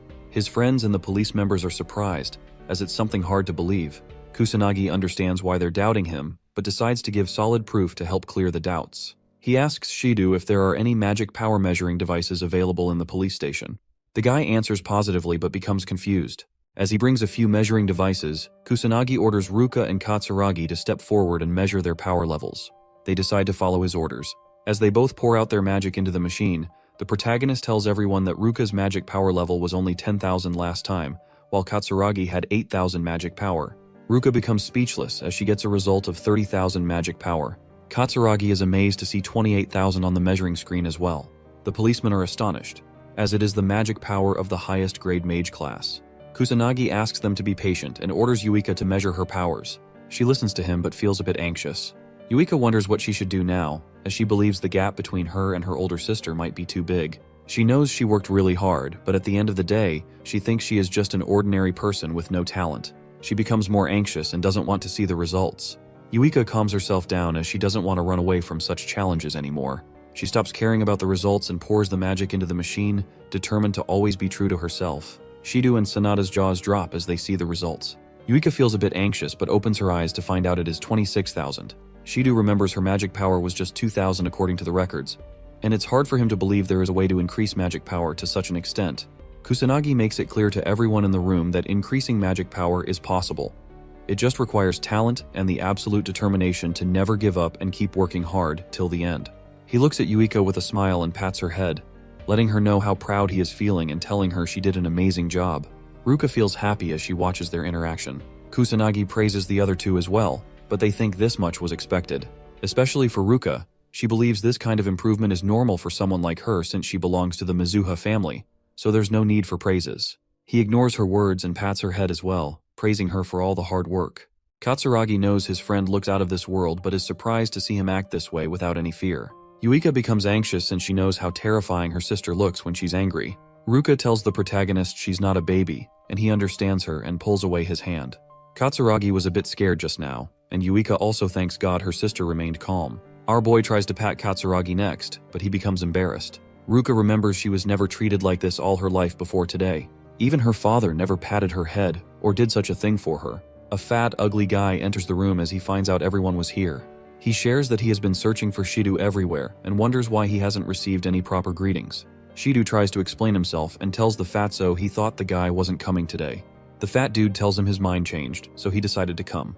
Shido thinks about introducing him to everyone and announces he is Shu, a mage noble from the family of Fuka. Shido secretly informs our boy that he didn't have a choice, as they needed the approval of the mage noble for the special team's establishment, so he was forced to enlist their names. He feels sorry about it. Kusanagi remembers the Fuka family ignored the request for reinforcements during the disaster that happened at his academy. Shido tries to explain that happened because the nobles have a weird habit of maintaining authority, so they feel ashamed answering such requests since it's not something a mage noble would usually do. Shu speaks up and tells them he learned he was going to see Japan's leading magic unit. He wonders why there is a bunch of students in the room instead. Shido introduces Kusanagi and reveals he is the one who defeated the boss monster and took care of the calamity that happened at the school. For his amazing achievements, he has been chosen to lead the team as the captain of the unit. Shu carefully looks at him and wonders how a trash student who doesn't even belong to a noble family stopped the school disaster. He steps on the protagonist's foot and arrogantly tells him he is nothing more than a piece of trash. He feels enraged to see our boy as the captain. The guy makes it clear not to act cocky, even if he's just a student. Yuika and Ruka question why he's acting this way, and they order him to step back, while Katsuragi threatens to blow him away. Shu wonders why ordinary people are trying to order him around. He recognizes the two sisters and remembers they belong to the Mizuha family. He's surprised to find out not everyone here is a piece of trash. Shu starts smirking and announces that he will be the one to lead the unit, but Shido tries to make him understand Kusanagi has already been chosen to lead the unit, so it can't be changed. Shu decides to challenge the protagonist and announces that the one who defeats the boss of the next calamity will earn the right to lead the unit. Shido tries to stop him, but the fatty decides to make his own rules and thinks it's settled. Shido apologizes for his behavior, but Kusanagi assures him it's fine since anything he says would have been completely useless on such an idiot. He thinks it's fine, as he just needs to win. Yuika and the others get fired up. She's not going to let the guy become their captain. The other two become determined and decide to go all out as well. He wonders why they sound so fired up over such an idiot. At the police department grounds, Kusanagi thinks about his next step. He remembers the police officers mostly had about 10,000 magic power. He expected this and decides to talk about magic power first. He starts explaining and talks about the importance of magic power. He tells everyone he knows they only use it to produce magic attacks, but it has other purposes as well. He calls Katsuragi and orders him to attack with everything he has. He becomes a bit confused, but the boy asks him to hurry up. Katsuragi tries throwing a punch with everything he has, hoping the protagonist doesn't complain about it later. The punch gets stopped by a weird barrier. He explains he is using the power of a magic barrier. If anyone has a lot of magic power, they can naturally use a magic barrier. Katsuragi keeps throwing punches, but nothing lands. He continues to explain they can use magic without even thinking about it if their magic power is huge enough. He calls it automatic power. Katsuragi finally gets tired and finds out his punches are completely useless. The protagonist orders everyone to keep one thing in mind. Increasing the magic power capacity is the most important goal for any mage. He starts pouring his magic into the policemen one by one to help them understand how to sense magic power. Everyone begins their training, and they all work hard to get stronger. Kusanagi realizes they really need some equipment besides the training. He wonders if it's possible to get some anti-monster equipment. Judging by Shido's reaction, our boy finds out it might be nearly impossible to get his hands on one for now. Shido assures him he will manage something if he waits a little longer. Kusanagi is aware he won't find any good craftsmen in this time period, so he decides to make one himself, even though he has never done that before. He is positive he can make one himself. He opens his drawer as he tries to find something useful. He finds a cheap ring but notices it is still in good condition, which means it might be something important. He believes it might work, but it's still not enough. The protagonist starts thinking about a store he could shop at. His phone starts ringing suddenly. He notices it is a call from Ruka. He wonders what she wants since she rarely calls him. Kusanagi picks it up but questions why she's so silent. She shares her opinion and believes only he is worthy of leading the unit. He becomes confused and asks if she's trying to encourage him. She says he's correct. Kusanagi smiles as he finds out she is an awkward person. He decides to ask her something. Kusanagi invites her to go shop with him tomorrow if she doesn't have anything else to do. He doesn't know much about buying accessories, so he needs help. Ruka questions if he's inviting the others as well. He answers negatively and believes going in large groups is unnecessary. She is a bit hesitant, so Kusanagi asks if she wants to go. She agrees to go with him. He calls her a lifesaver and asks where they should go. She suggests Harajuku, so he decides to meet her at the station around noon. She hopes they can see each other tomorrow and cuts the call. Kusanagi feels glad as he can buy rings for everyone in his squad now. He wonders if he should spend his day crafting anti-monster equipment with the ring he just found. He starts pouring in his magic and believes it will somehow work. Yuika calls her sister for dinner but gets no reply and becomes a bit concerned since her sister never behaves like this. Yuika decides to check, so she announces that she is coming in. She finds her sister with a cute dress in her hand and becomes speechless. Ruka asks what's wrong. Yuika apologizes and informs her that dinner is ready. Ruka tells her she will come in a bit. Yuika has never seen her sister so excited before. She wonders if Ruka is planning on going out and assumes it is a date with our boy. The next day, Kusanagi reaches the Harajuku station. Yuika spies on him from behind a wall and tries to keep her distance while concealing her identity so he doesn't find her. She feels weird spying on them in such a way, so she apologizes to them in her heart. Ruka finally appears in a beautiful dress, and everyone starts staring at her. She asks our boy if he had to wait. He shares that he just got here, so it's fine. The dudes staring at them call her beautiful and assume she is talking to her boyfriend. They become a bit jealous while Yuika questions what's going on as she finds out her sister and Kusanagi are on a date. Ruka asks what he's looking for. Kusanagi answers that he wants a ring. She wonders if it's a gift. He calls her correct but shares he needs several. Ruka is surprised, assuming something else. She questions if he has that many partners. He answers positively, but she reminds him Japan is not a polygamous country. He assures her he already knows that. Ruka advises him to buy inexpensive ones if he is planning to buy in bulk. She remembers the perfect place, so he decides to leave it to her. They visit multiple shops while Yuika observes them both from a distance. After a few hours of trying, Ruka admits it is really hard to find rings that are sturdy, inexpensive, and not too fancy. Kusanagi feels a bit annoyed since whenever they finally choose a good ring, something is always missing. He checks another one and realizes it looks pretty expensive as well. Yuika drinks her juice from a distance and wonders what they're both talking about. She feels a bit jealous seeing them stand so close to each other. The manager approaches them with a smile and asks what they're looking for. She is willing to give him a suggestion if he is planning to give his girlfriend a gift. Kusanagi tries to clarify she is not his girlfriend, but as soon as he speaks, Ruka cuts him off and tells the manager she is not his girlfriend with a cold expression. The manager anxiously apologizes and lets them look around as she goes away, feeling embarrassed. Ruka tries to stop her while the boy feels a bit annoyed. They finally sit down, and Kusanagi shares how exhausted he's feeling from all the walking they did, especially in a crowded place like a mall. He's finding it hard to choose a good ring and wonders if there is something wrong with his criteria. Kusanagi notices the expressions on Ruka's face. She admits she doesn't know how to show affection, and she's aware he already knows about her trash personality.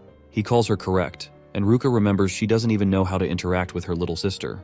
She caused her many problems because of this. She suggests it is better if he does the shopping with Yuika instead, since she is just getting in the way. He calls her wrong and says he already knows she did her research and learned the locations of multiple stores before coming. She even thought properly about which ones he should choose. She took the trip so seriously, even though it's his problem. He assures her she is a great help to him with a smile on his face. Ruka starts blushing and feels better. Yuika notices her face and remembers she never saw her sister with such expressions. She starts feeling down and wonders why she's spying in the first place. Yuika decides to go home. After a few hours, Kusanagi happily exits the mall as he was finally able to find good rings. She is still a bit confused about why he needed 5 of them. He shares he needed one for each partner. Ruka believes his partners are going to be really happy when they receive the gift since he took his time to pick the rings. He mentions it is for the unit's equipment, so there is no reason for them to be unhappy about it. She is a bit confused to hear this but finally understands why he bought so many. He shows his gratitude for all the help she gave and thanks her properly. Ruka thinks it's fine. She is glad she was able to help him out. He decides to repay her for the effort, but she assures him he doesn't need to do anything. He pulls out the ring from earlier and asks her to give him her hand. She feels a bit shy and questions what he wants to do. He grabs it and shares it as the first special ring he made himself. He hopes she takes good care of it and smiles. Ruka is glad but starts leaving. He tries to stop her, but she doesn't give him a chance and leaves. He wanted to explain more about the anti-monster equipment, but decides to do it some other time when he gets the chance again. As she walks away, Ruka suddenly stops and stares at the ring. She hugs her hand as she admires the ring and starts blushing uncontrollably.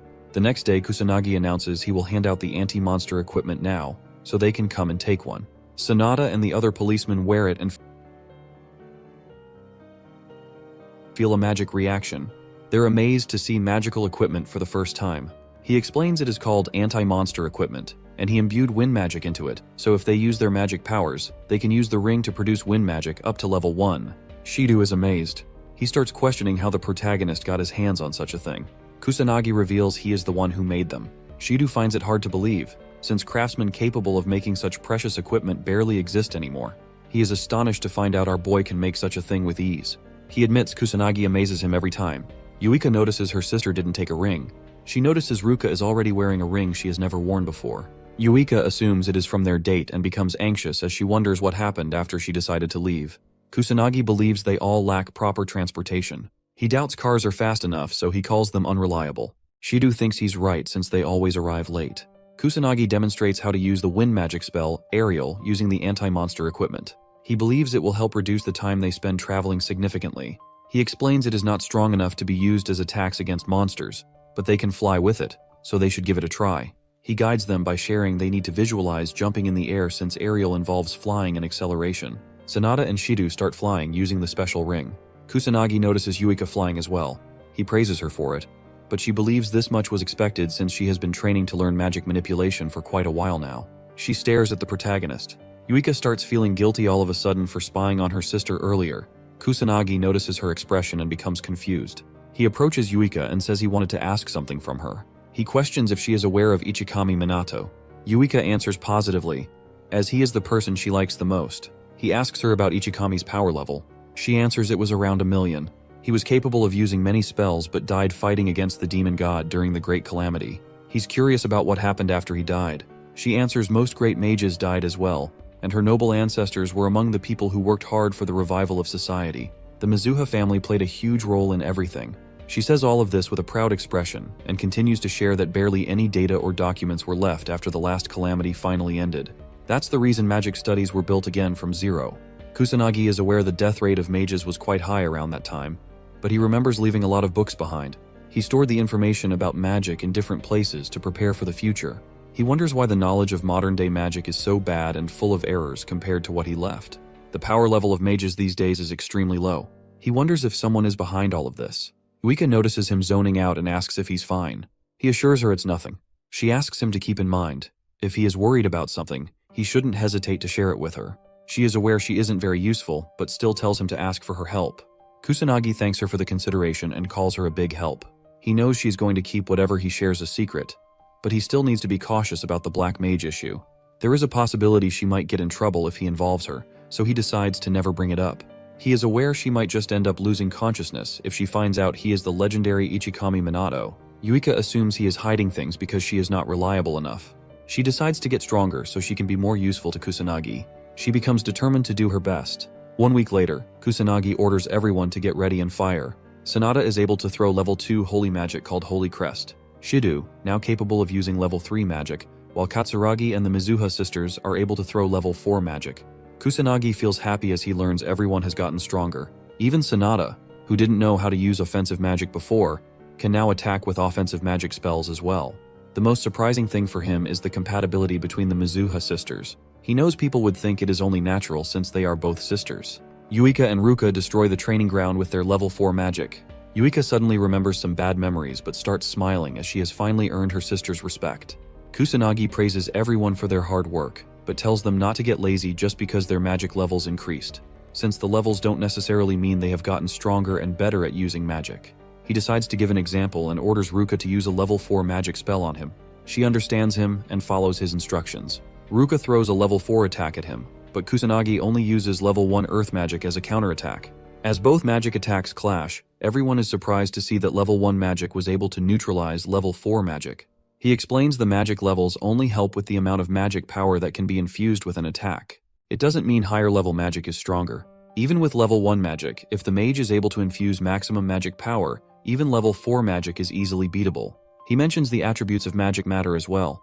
Water is always weak to earth. He orders everyone to avoid getting trapped by the idea of levels. He explains they need to understand magic power and master the spells they have. If they follow his instructions, they can become stronger. Everyone listens carefully as Kusanagi reveals they shouldn't forget about their partners either, since combined powers can become even stronger. They all yell out as they become motivated, but out of nowhere, the fatty appears again and feels pity for them. Shido asks why he's here for no reason.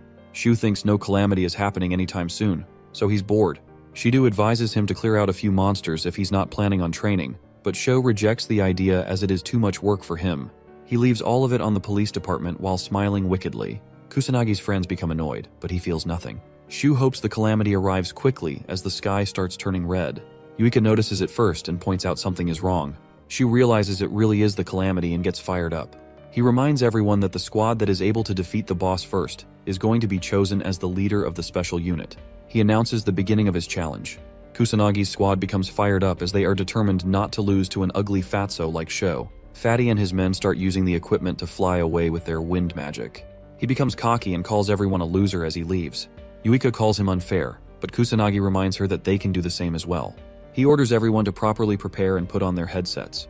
As the whole team starts flying, Kusanagi reminds them that it's their first fight as a squad, so they need to remain cautious. They all start moving. Shu leaves behind a car driving on a road. He calls it slow and laughs. Katsuragi calls him fast, and Yuika doesn't understand how the fatso can move this quickly with such a huge body. Kusanagi believes it's because they are all good at wine magic, so it's going to be tough for his squad to keep up. He knows he can easily overtake them, but doesn't want to destroy the purpose of being in a team. He decides not to rush since the citizens look completely fine. Shu starts making fun of them and mocks them for calling themselves a special squad since they can't even overtake him. He keeps calling them losers.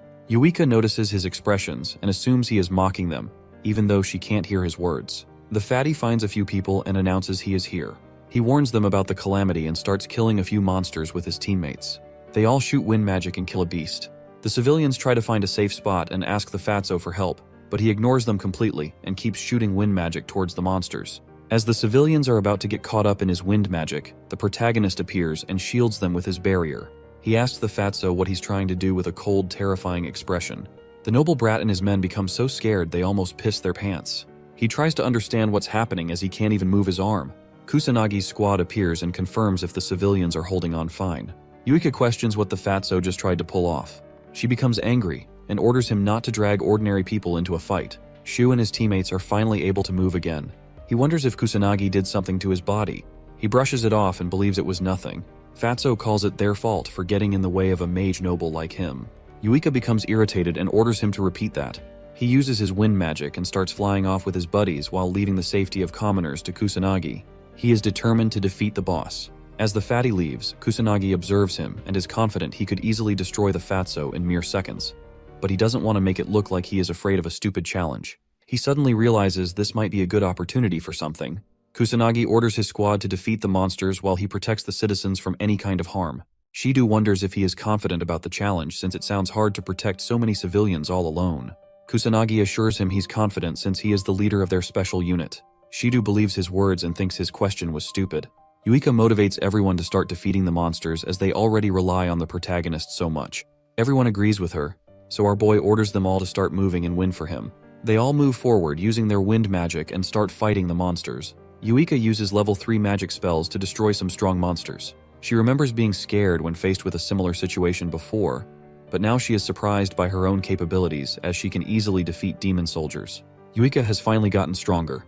Kusanagi senses the magic energy around him and finds out both humans and monsters are mixed in, and many civilians are still stuck in a dangerous situation. He is aware of the situation's difficulty but believes he can take care of it because he is Kusanagi Minato. He moves forward with his wind magic to save everyone. Shu and his men keep blasting wind magic while ignoring the civilians. Ruka and the others maintain their formation and remain determined not to fall behind the fatso. Yuika starts sensing a weird magic energy out of nowhere. She looks back and finds a demon appearing behind her. The delusional fatty doesn't hesitate for even a second and runs towards the demon to stop the calamity and win his stupid challenge. He decides to use his level 4 magic for it. His men try to stop the fatso as level 4 magic is not even going to scratch an opponent like the demon. Shu doesn't listen and believes they don't know anything because they have never fought a demon before in their lives. He is confident he will definitely win this battle since he is a noble mage. Fatty launches a level 4 wind attack, but the demon pulls out his level 4 fire magic in response and completely destroys the fatty's pathetic attack. Shu finds it hard to believe he was overpowered just like that. As the fire attack almost hits him, he starts running with his lackeys. Some civilians get caught up in it. They scream for help, but Shu ignores them and keeps running to save himself. Kusanagi appears and uses earth magic to stop it. His squad joins in, and they all defend the civilians from the fire attack. Kusanagi smiles and praises them for it. Yuika approaches the fatty. He is relieved he didn't die. With a cold expression, she questions why he just ignored the citizens and only saved his own life. He calls it their fault for not running away to safety. He believes they don't deserve to live if they are going to slow down a magic noble like him. Yuika becomes so angry hearing his stupid words, she is unable to control herself anymore, so she smacks his face as hard as she can. The fatty goes flying away after such a slap. She calls him prideless and pathetic for a magic noble. Shu questions why she slapped a nobleman like him. Yuika advises everyone to leave his pathetic ass behind and continue defeating the rest of the monsters appearing in the city. They all agree and start moving while Sho whines about being completely ignored by her. Kusanagi observes them while bringing the civilians to safety. He notices they are acting very noisy in front of the enemy. He guesses it's fine since they were able to calm down quickly. Kusanagi decides to go look for more survivors who need his help. He thinks about remaining cautious, as the boss can appear at any time. As the demon monster appears, Shu and his lackeys hide behind a wall as they finally accept they can't defeat such a powerful monster all by themselves. The teammates advise Fatso to start retreating. Shu knows the demon monster is just too powerful for him. Even though he is a noble, he doesn't believe he can defeat it. The Fatso suddenly gets an idea. He decides to let the other squad wear down the monster when they engage in a fight. And then, once the monster is weak, he plans to intervene and take all the credit by finishing it off. The lackeys praise him for his amazing idea. He thinks it's normal for a genius like him and guesses they should stay hidden and wait for the perfect time. His men agree with him. Shido and the whole squad face the demon monster coming their way.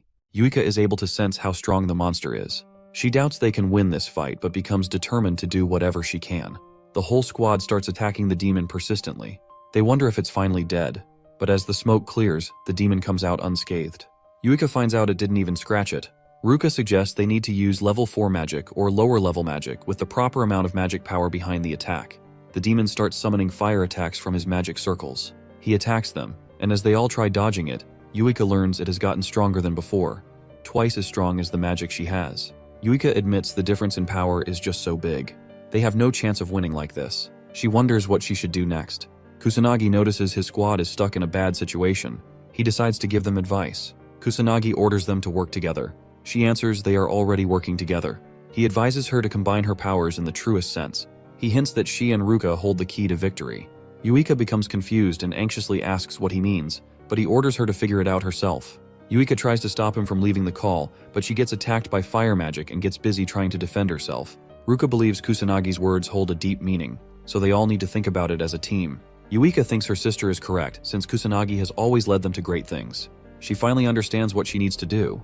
Yuika points out the demon takes a long time casting its magic spells, so they should just avoid its attacks and ignore it for now, as they need to defeat smaller enemies as well. Yuika asks Shido and the policeman to take the east while they continue attacking from the west. She will provide a signal for when the demon throws any kind of attack.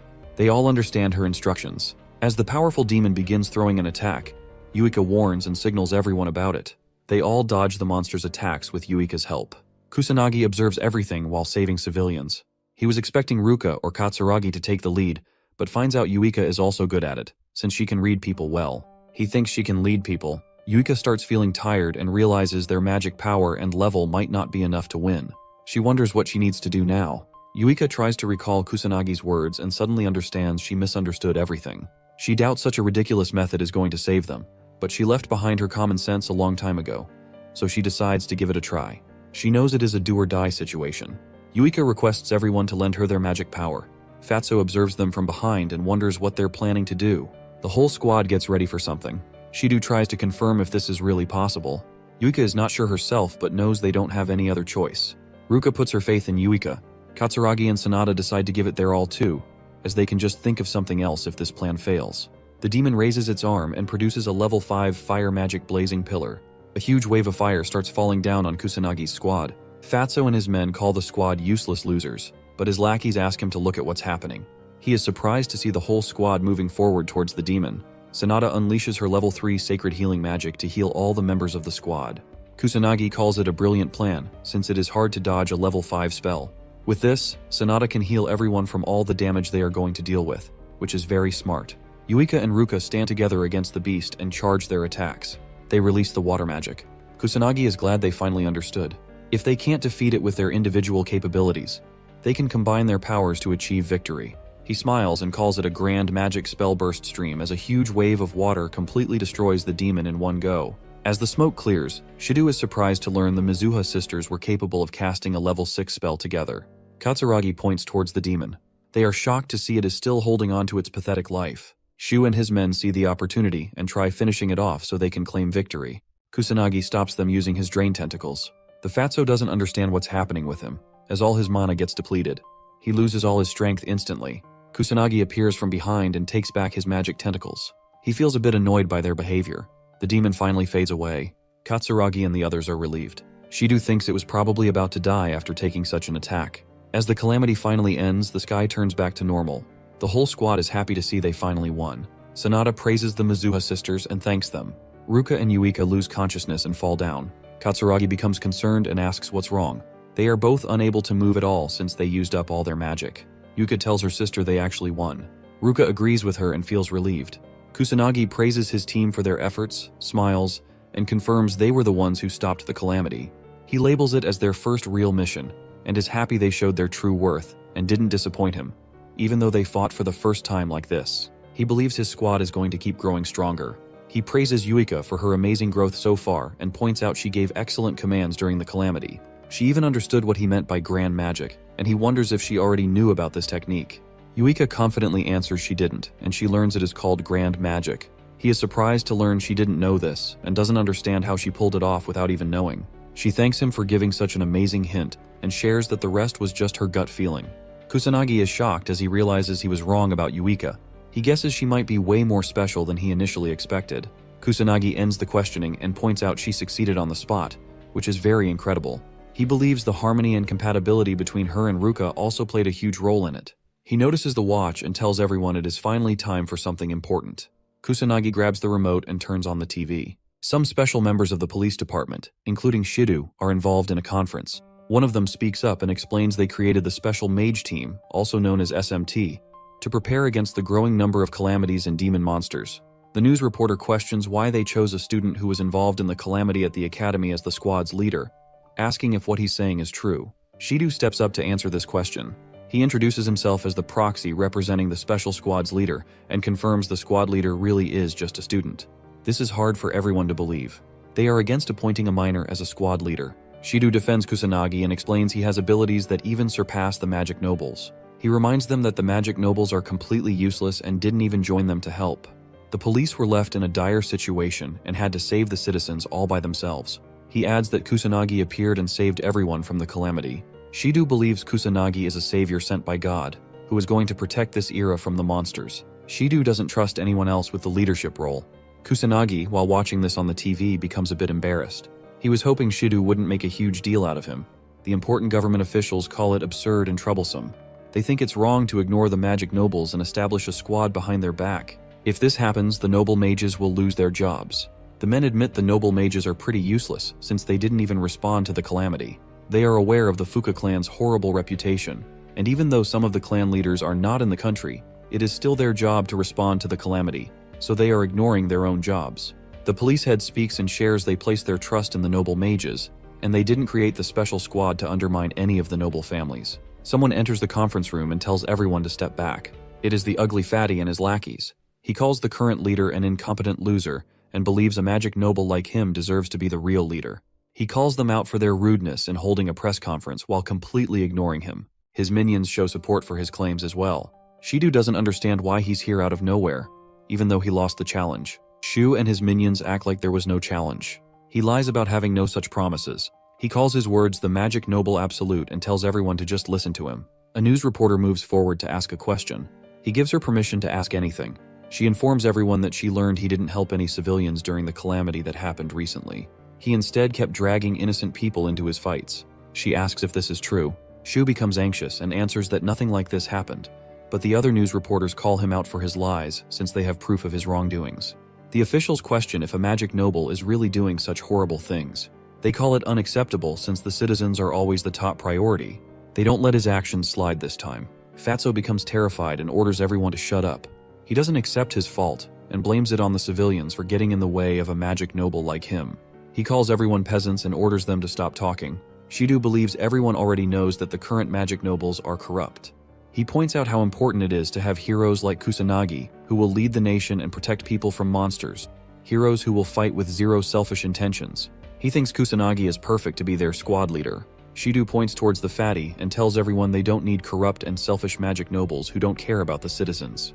The news reporters take Shido's side, while the head of the police department becomes concerned. Fatso leaves frustrated and makes it clear to everyone that he will definitely take his revenge and make them regret what they said to him. Kusanagi smiles awkwardly as he sees the fatty leave.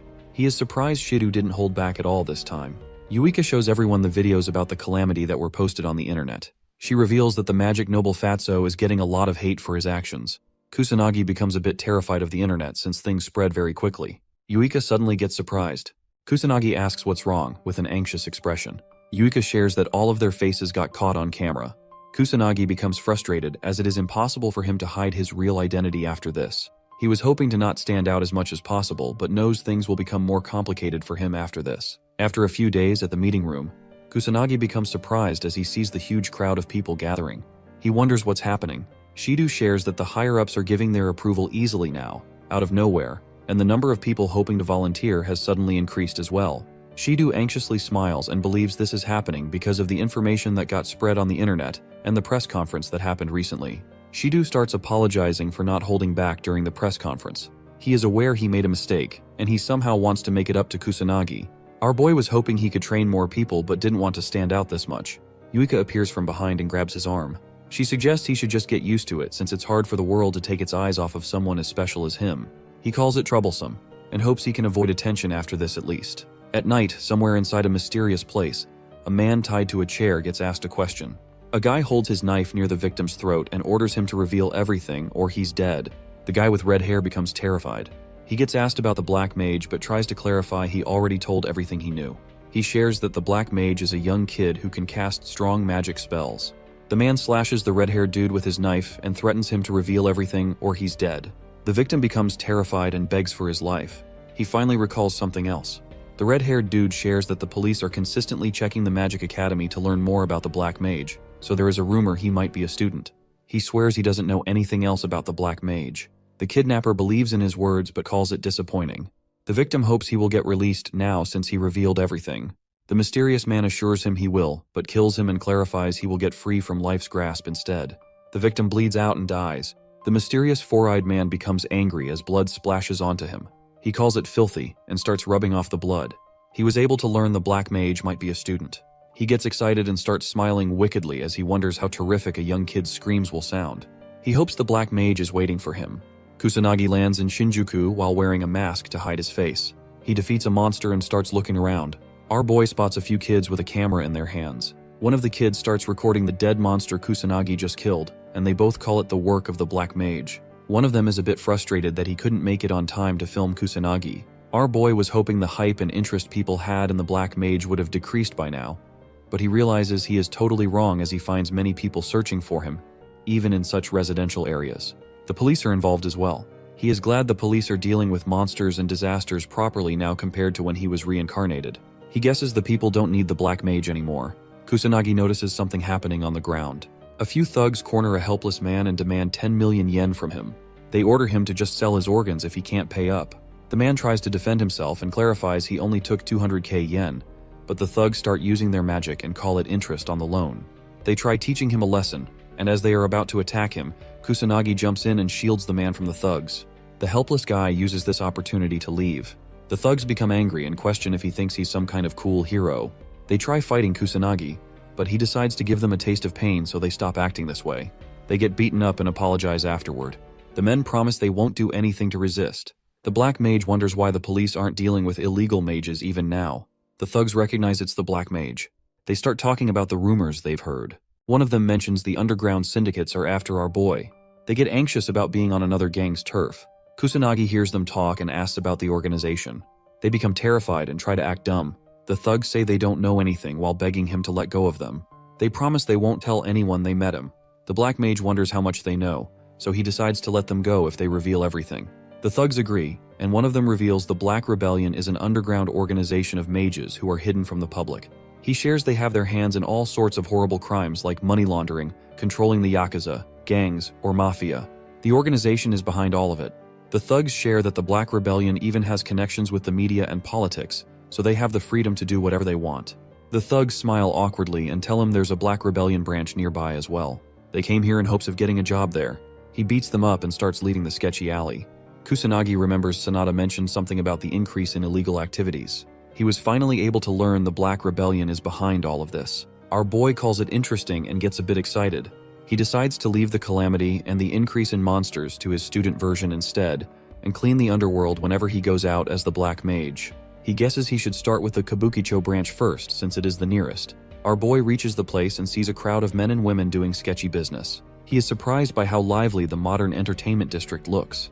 Kusanagi feels a bit annoyed but moves forward and starts by sensing the magic around him. He can't tell which ones belong to the organization since he is dealing with humans this time. Our boy decides to start by arresting a few criminals doing sketchy activities around the area. He finds two selling drugs in a dark alley. They notice him and get ready to attack, but the protagonist beats the crap out of them and tries getting any information out of them. He is barely able to learn anything but decides to report it to the police so they can take care of the rest. He beats a few more men and learns the organization is gathered at a place called Western. The man assures him he's telling the truth and hopes he can leave now since he revealed all the information he had to offer. Kusanagi beats him up and leaves, hoping the information he got is correct. At the Western bar, a pretty woman with purple hair enters and sits near the bartender. He asks for her order. She gives him some cash and hopes he can provide information. He takes it and lets her speak. The mysterious girl questions the bartender about the Black Rebellion's hideout. The bartender calls her question wrong. She becomes a bit concerned. He corrects her and says she should be asking about what's going to happen to her next. The purple-haired girl realizes it is a trap. She looks back to see a few thugs getting up. One of them knew someone was sniffing around, but he didn't expect it to be a beautiful woman. She realizes she has made a huge mistake by believing in false information. The thugs attack, but one of them orders to keep her alive. The helpless girl attacks as well in hopes of saving her life. She doesn't waste a second and rushes toward the exit but gets hit by fire magic from behind. The woman falls down and becomes injured. The thugs like her tough attitude and decide to use her for her beautiful body. She becomes hopeless and apologizes to her brother in her heart, as she couldn't do much. As the thug almost grabs her, the protagonist enters the bar, surprising everyone. He completely ignores what's happening and goes right toward the bartender. Our boy asks if the Black Rebellion members are in this bar. A thug approaches him from behind and questions if the protagonist is aware of the situation he's in right now. He tries to attack while throwing insults but gets punched in the face by our boy. The thug goes flying away and hits the club's wall. He struggles to get up and loses consciousness. The other thugs and the girl are all left speechless, their jaws completely dropped. The purple-haired woman knows no normal human can hit someone this hard. She doesn't understand how he did it. The girl wonders if he used some sort of magic, but she didn't see him enchanting anything either. She wonders who he is. Kusanagi is glad the intel wasn't completely useless, as he was able to find many low-level mage thugs in the Western Club. He calls the Black Rebellion thugs pathetic scums for ganging up on a woman, continuing to insult them. The thugs become terrified but try to stay calm, as they still have the number advantage. One of them orders everyone to gang up on the protagonist since he is completely alone, believing they can win if they all attack together. The thugs start throwing multiple fire attacks, but our boy tries to hold back and just dodge. The purple-haired woman doubts he can win since the numbers have a huge advantage, especially since they are fighting indoors. She assumes he can't cast any strong spells, which means there's no chance he will win. The girl shouts and warns the protagonist to just run away. As he is about to get attacked, the protagonist loses his patience and dodges everything swiftly to get closer to the thugs. He approaches them and starts throwing hands. Our boy beats the crap out of them one by one and knocks everyone out in mere seconds. The purple-haired woman is left speechless. She couldn't keep up with whatever happened because the boy moved extremely fast. She wonders if he used some kind of magic. The thug starts crying and questions who he even is. He demands answers, so Kusanagi answers that he is the Black Mage, the man who is going to destroy the Black Rebellion gang.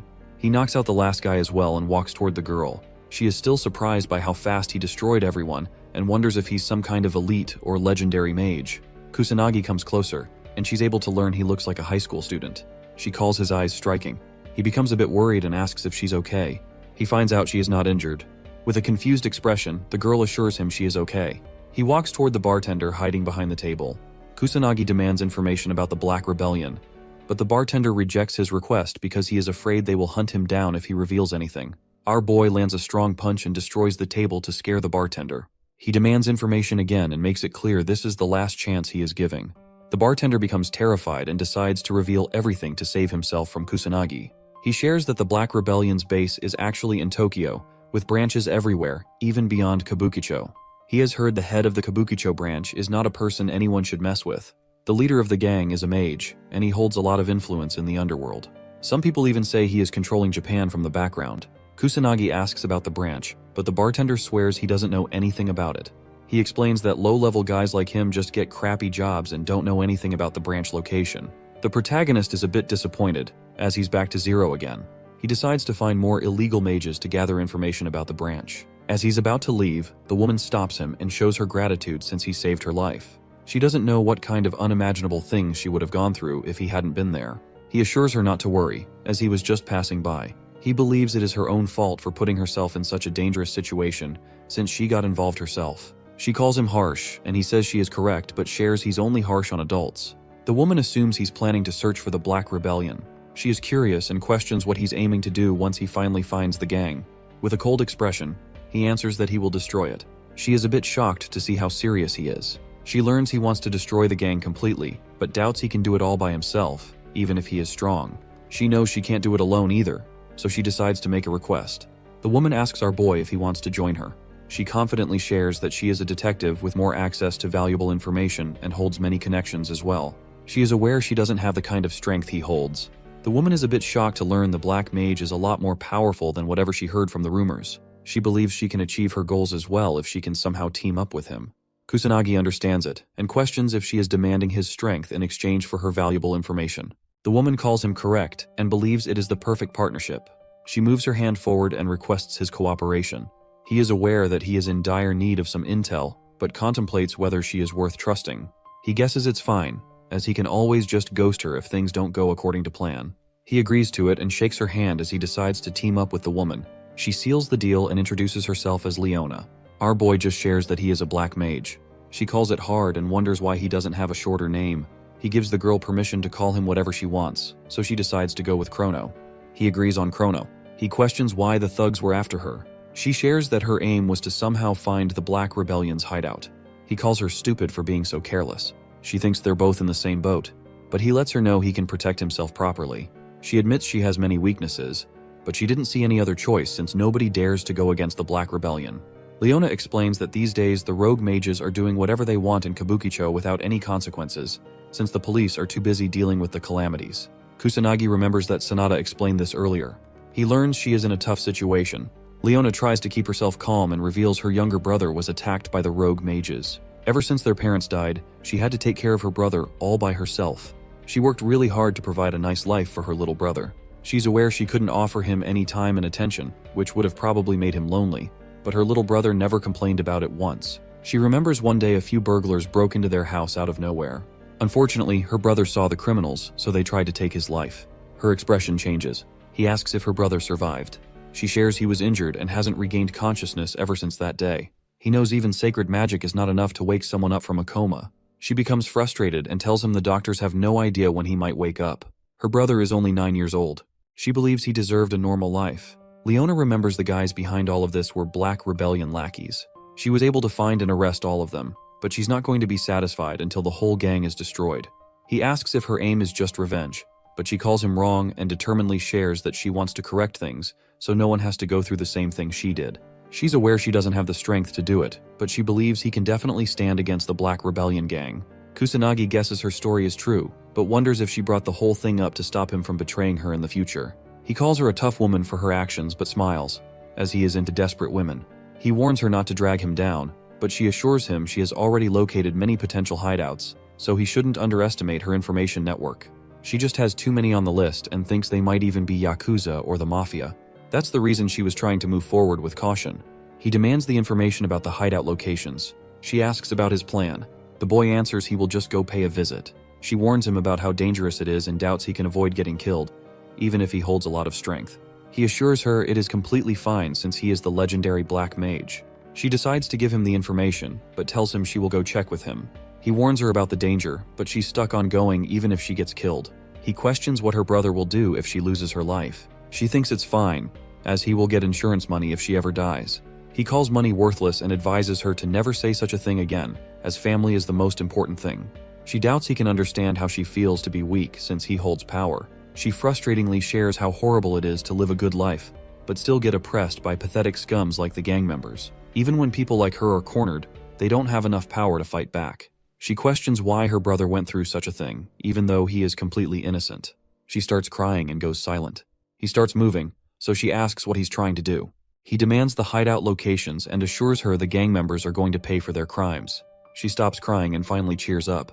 She gives him the information but thinks it will be hard going everywhere on foot. He assures her not to worry about it and holds her from the back. Our boy orders her to hold on tight. She starts blushing uncontrollably. In a random building filled with gang members, a man walks toward the window out of curiosity. Another thug asks what's the issue. Suddenly, the window breaks, and Kusanagi lands inside the room with Leona in his hands. He kicks one of the thugs standing beside the window and surprises everyone. The gang of thugs gets shocked as they see one of their members get knocked down. Kusanagi wonders if this is the real Black Rebellion's hideout. Leona tries to calm herself but feels extremely anxious, as she thought she was about to die. The thugs demand answers and question who they are. They grab their weapons and get ready to kill the protagonist. He remains unfazed and observes the Yakuza haven't changed much compared to his previous life. The boss steps forward with a cigar in his hands. He questions who the protagonist is. He answers he is the Black Mage. The boss becomes enraged and orders everyone to attack the protagonist. He advises Leona to stay close. A thug attacks him with a sword, but our boy stands fearless. The thug gets shocked as his sword is sliced in half. He doesn't understand what's happening. A few more thugs approach him from behind and start shooting bullets. Kusanagi pulls out his magic barrier and deflects everything with ease. The thugs feel hopeless as they realize guns and swords are completely useless. They start calling the Black Mage a monster, but he ignores them and approaches the leader. He asks once more to confirm if the guy really is the boss. He also questions if their group has any ties to the Black Rebellion. The boss starts shaking and remains silent for a second, but then shouts at Kusanagi and insults him. He makes it clear the Black Mage won't leave unscathed. He warns the protagonist not to underestimate the Yakuza like this. The gang starts shooting and attacking again, but Kusanagi remains unfazed and calls them stubborn for not understanding. Leona thinks he shouldn't expect cooperation from such people. She doesn't understand how they're still unharmed after so many attacks. He senses none of them are real mages, so he guesses they have no ties with the Black Rebellion. Kusanagi decides to clean up the whole mess. The boss warns him he's messed with the wrong people, but our boy doesn't let him finish and moves forward to land a kick. He beats the crap out of them and sends them flying with just one kick. The Yakuza finally give up. Leona is shocked it ended so quickly. Our boy is annoyed they couldn't learn anything, so he decides to move to the next location. Leona learns how strong the Black Mage really is. She starts to believe he might be enough to destroy the Black Rebellion for good. He grabs the woman and holds her in his arms. She becomes anxious as she realizes they're about to leave again. He jumps out of the window while carrying her. She screams in fear and asks him to stop, but he continues to move forward. They reach their next destination and make a grand entry through the window once again. In mere seconds, our boy defeats the whole gang. They all bow down to him and beg for mercy. Once he's outside again, he wonders why they keep getting attacked every time. He calls the Yakuza completely stupid. She agrees with him, but clarifies no gang members will ever listen to him. Leona frustratingly requests him to stop barging in through the window every time. She thinks they're just ambushing the Yakuza at this point, but she's had enough of all the flying. He understands her and shares he didn't follow any rules since they're dealing with Yakuza. She calls him illogical, so he decides to agree with her and play by the rules this time. They both reach another location and knock on the door. A bald guy comes out and questions who they are. The boy shares he's here to learn about the Black Rebellion. The bald guy shuts the door close and orders them to get lost. Kusanagi becomes annoyed and slams open the door with just a kick. The gang members become alert and question if they're getting raided by a single man. They order him to reveal which clan he belongs to. But Kusanagi clarifies he's just here to learn more about the Black Rebellion. The bald guy loses his patience and moves forward to throw a punch. Our boy was hoping he could talk peacefully for once, but since he has no other choice left, he fights back and easily destroys the bald guy. The other gang members get surprised. Kusanagi ignores the lackeys and tries to find the boss himself. A man named Ushiro moves forward and reveals he's the boss. He questions why our boy barged in like that. He gets straight to the point and asks if they have any ties with the Black Rebellion. The boss understands his question, but his lackeys find it disrespectful and pull out their weapons to fight our boy. Ushiro orders his men to stop. They try to say something, but he makes it clear to them that they can't handle a person like Kusanagi. He decides to answer the question and reveals he has zero connections with a pathetic organization like the Black Rebellion. He clarifies that honor is very important for his clan. The protagonist asks about their hideout. Ushiro confirms if he will leave once he learns the location. Kusanagi promises he will. Leona and our boy sit face to face with Ushiro. The gang of thugs surrounds both of them. She feels anxious and wonders why she got dragged into such a situation. Ushiro introduces himself again, so Kusanagi also reveals he is Chrono. Leona introduces herself as well. The boss points towards a map and explains the Black Rebellion's hideout is somewhere around where he's pointing. He finishes the conversation and assures them he doesn't know any other details. Kusanagi checks and finds out it matches the one Leona suggested. He realizes they would have eventually found the hideout if they continued searching for it. He finally acknowledges she is a lot more reliable than he expected. The Black Mage asks the old man if he's sure about sharing such information since he belongs to the same industry. Ushiro clarifies he isn't and reveals they are actually enemies. He assures our boy his clan is not so low and pathetic as to go around harming respectable people. Kusanagi wonders why he got attacked at first, but the old man believes he doesn't look respectable since he's going around raiding Yakuza offices. Ushiro tells him his clan has rules and principles, so there's no need to compare them with scums like the Black Rebellion.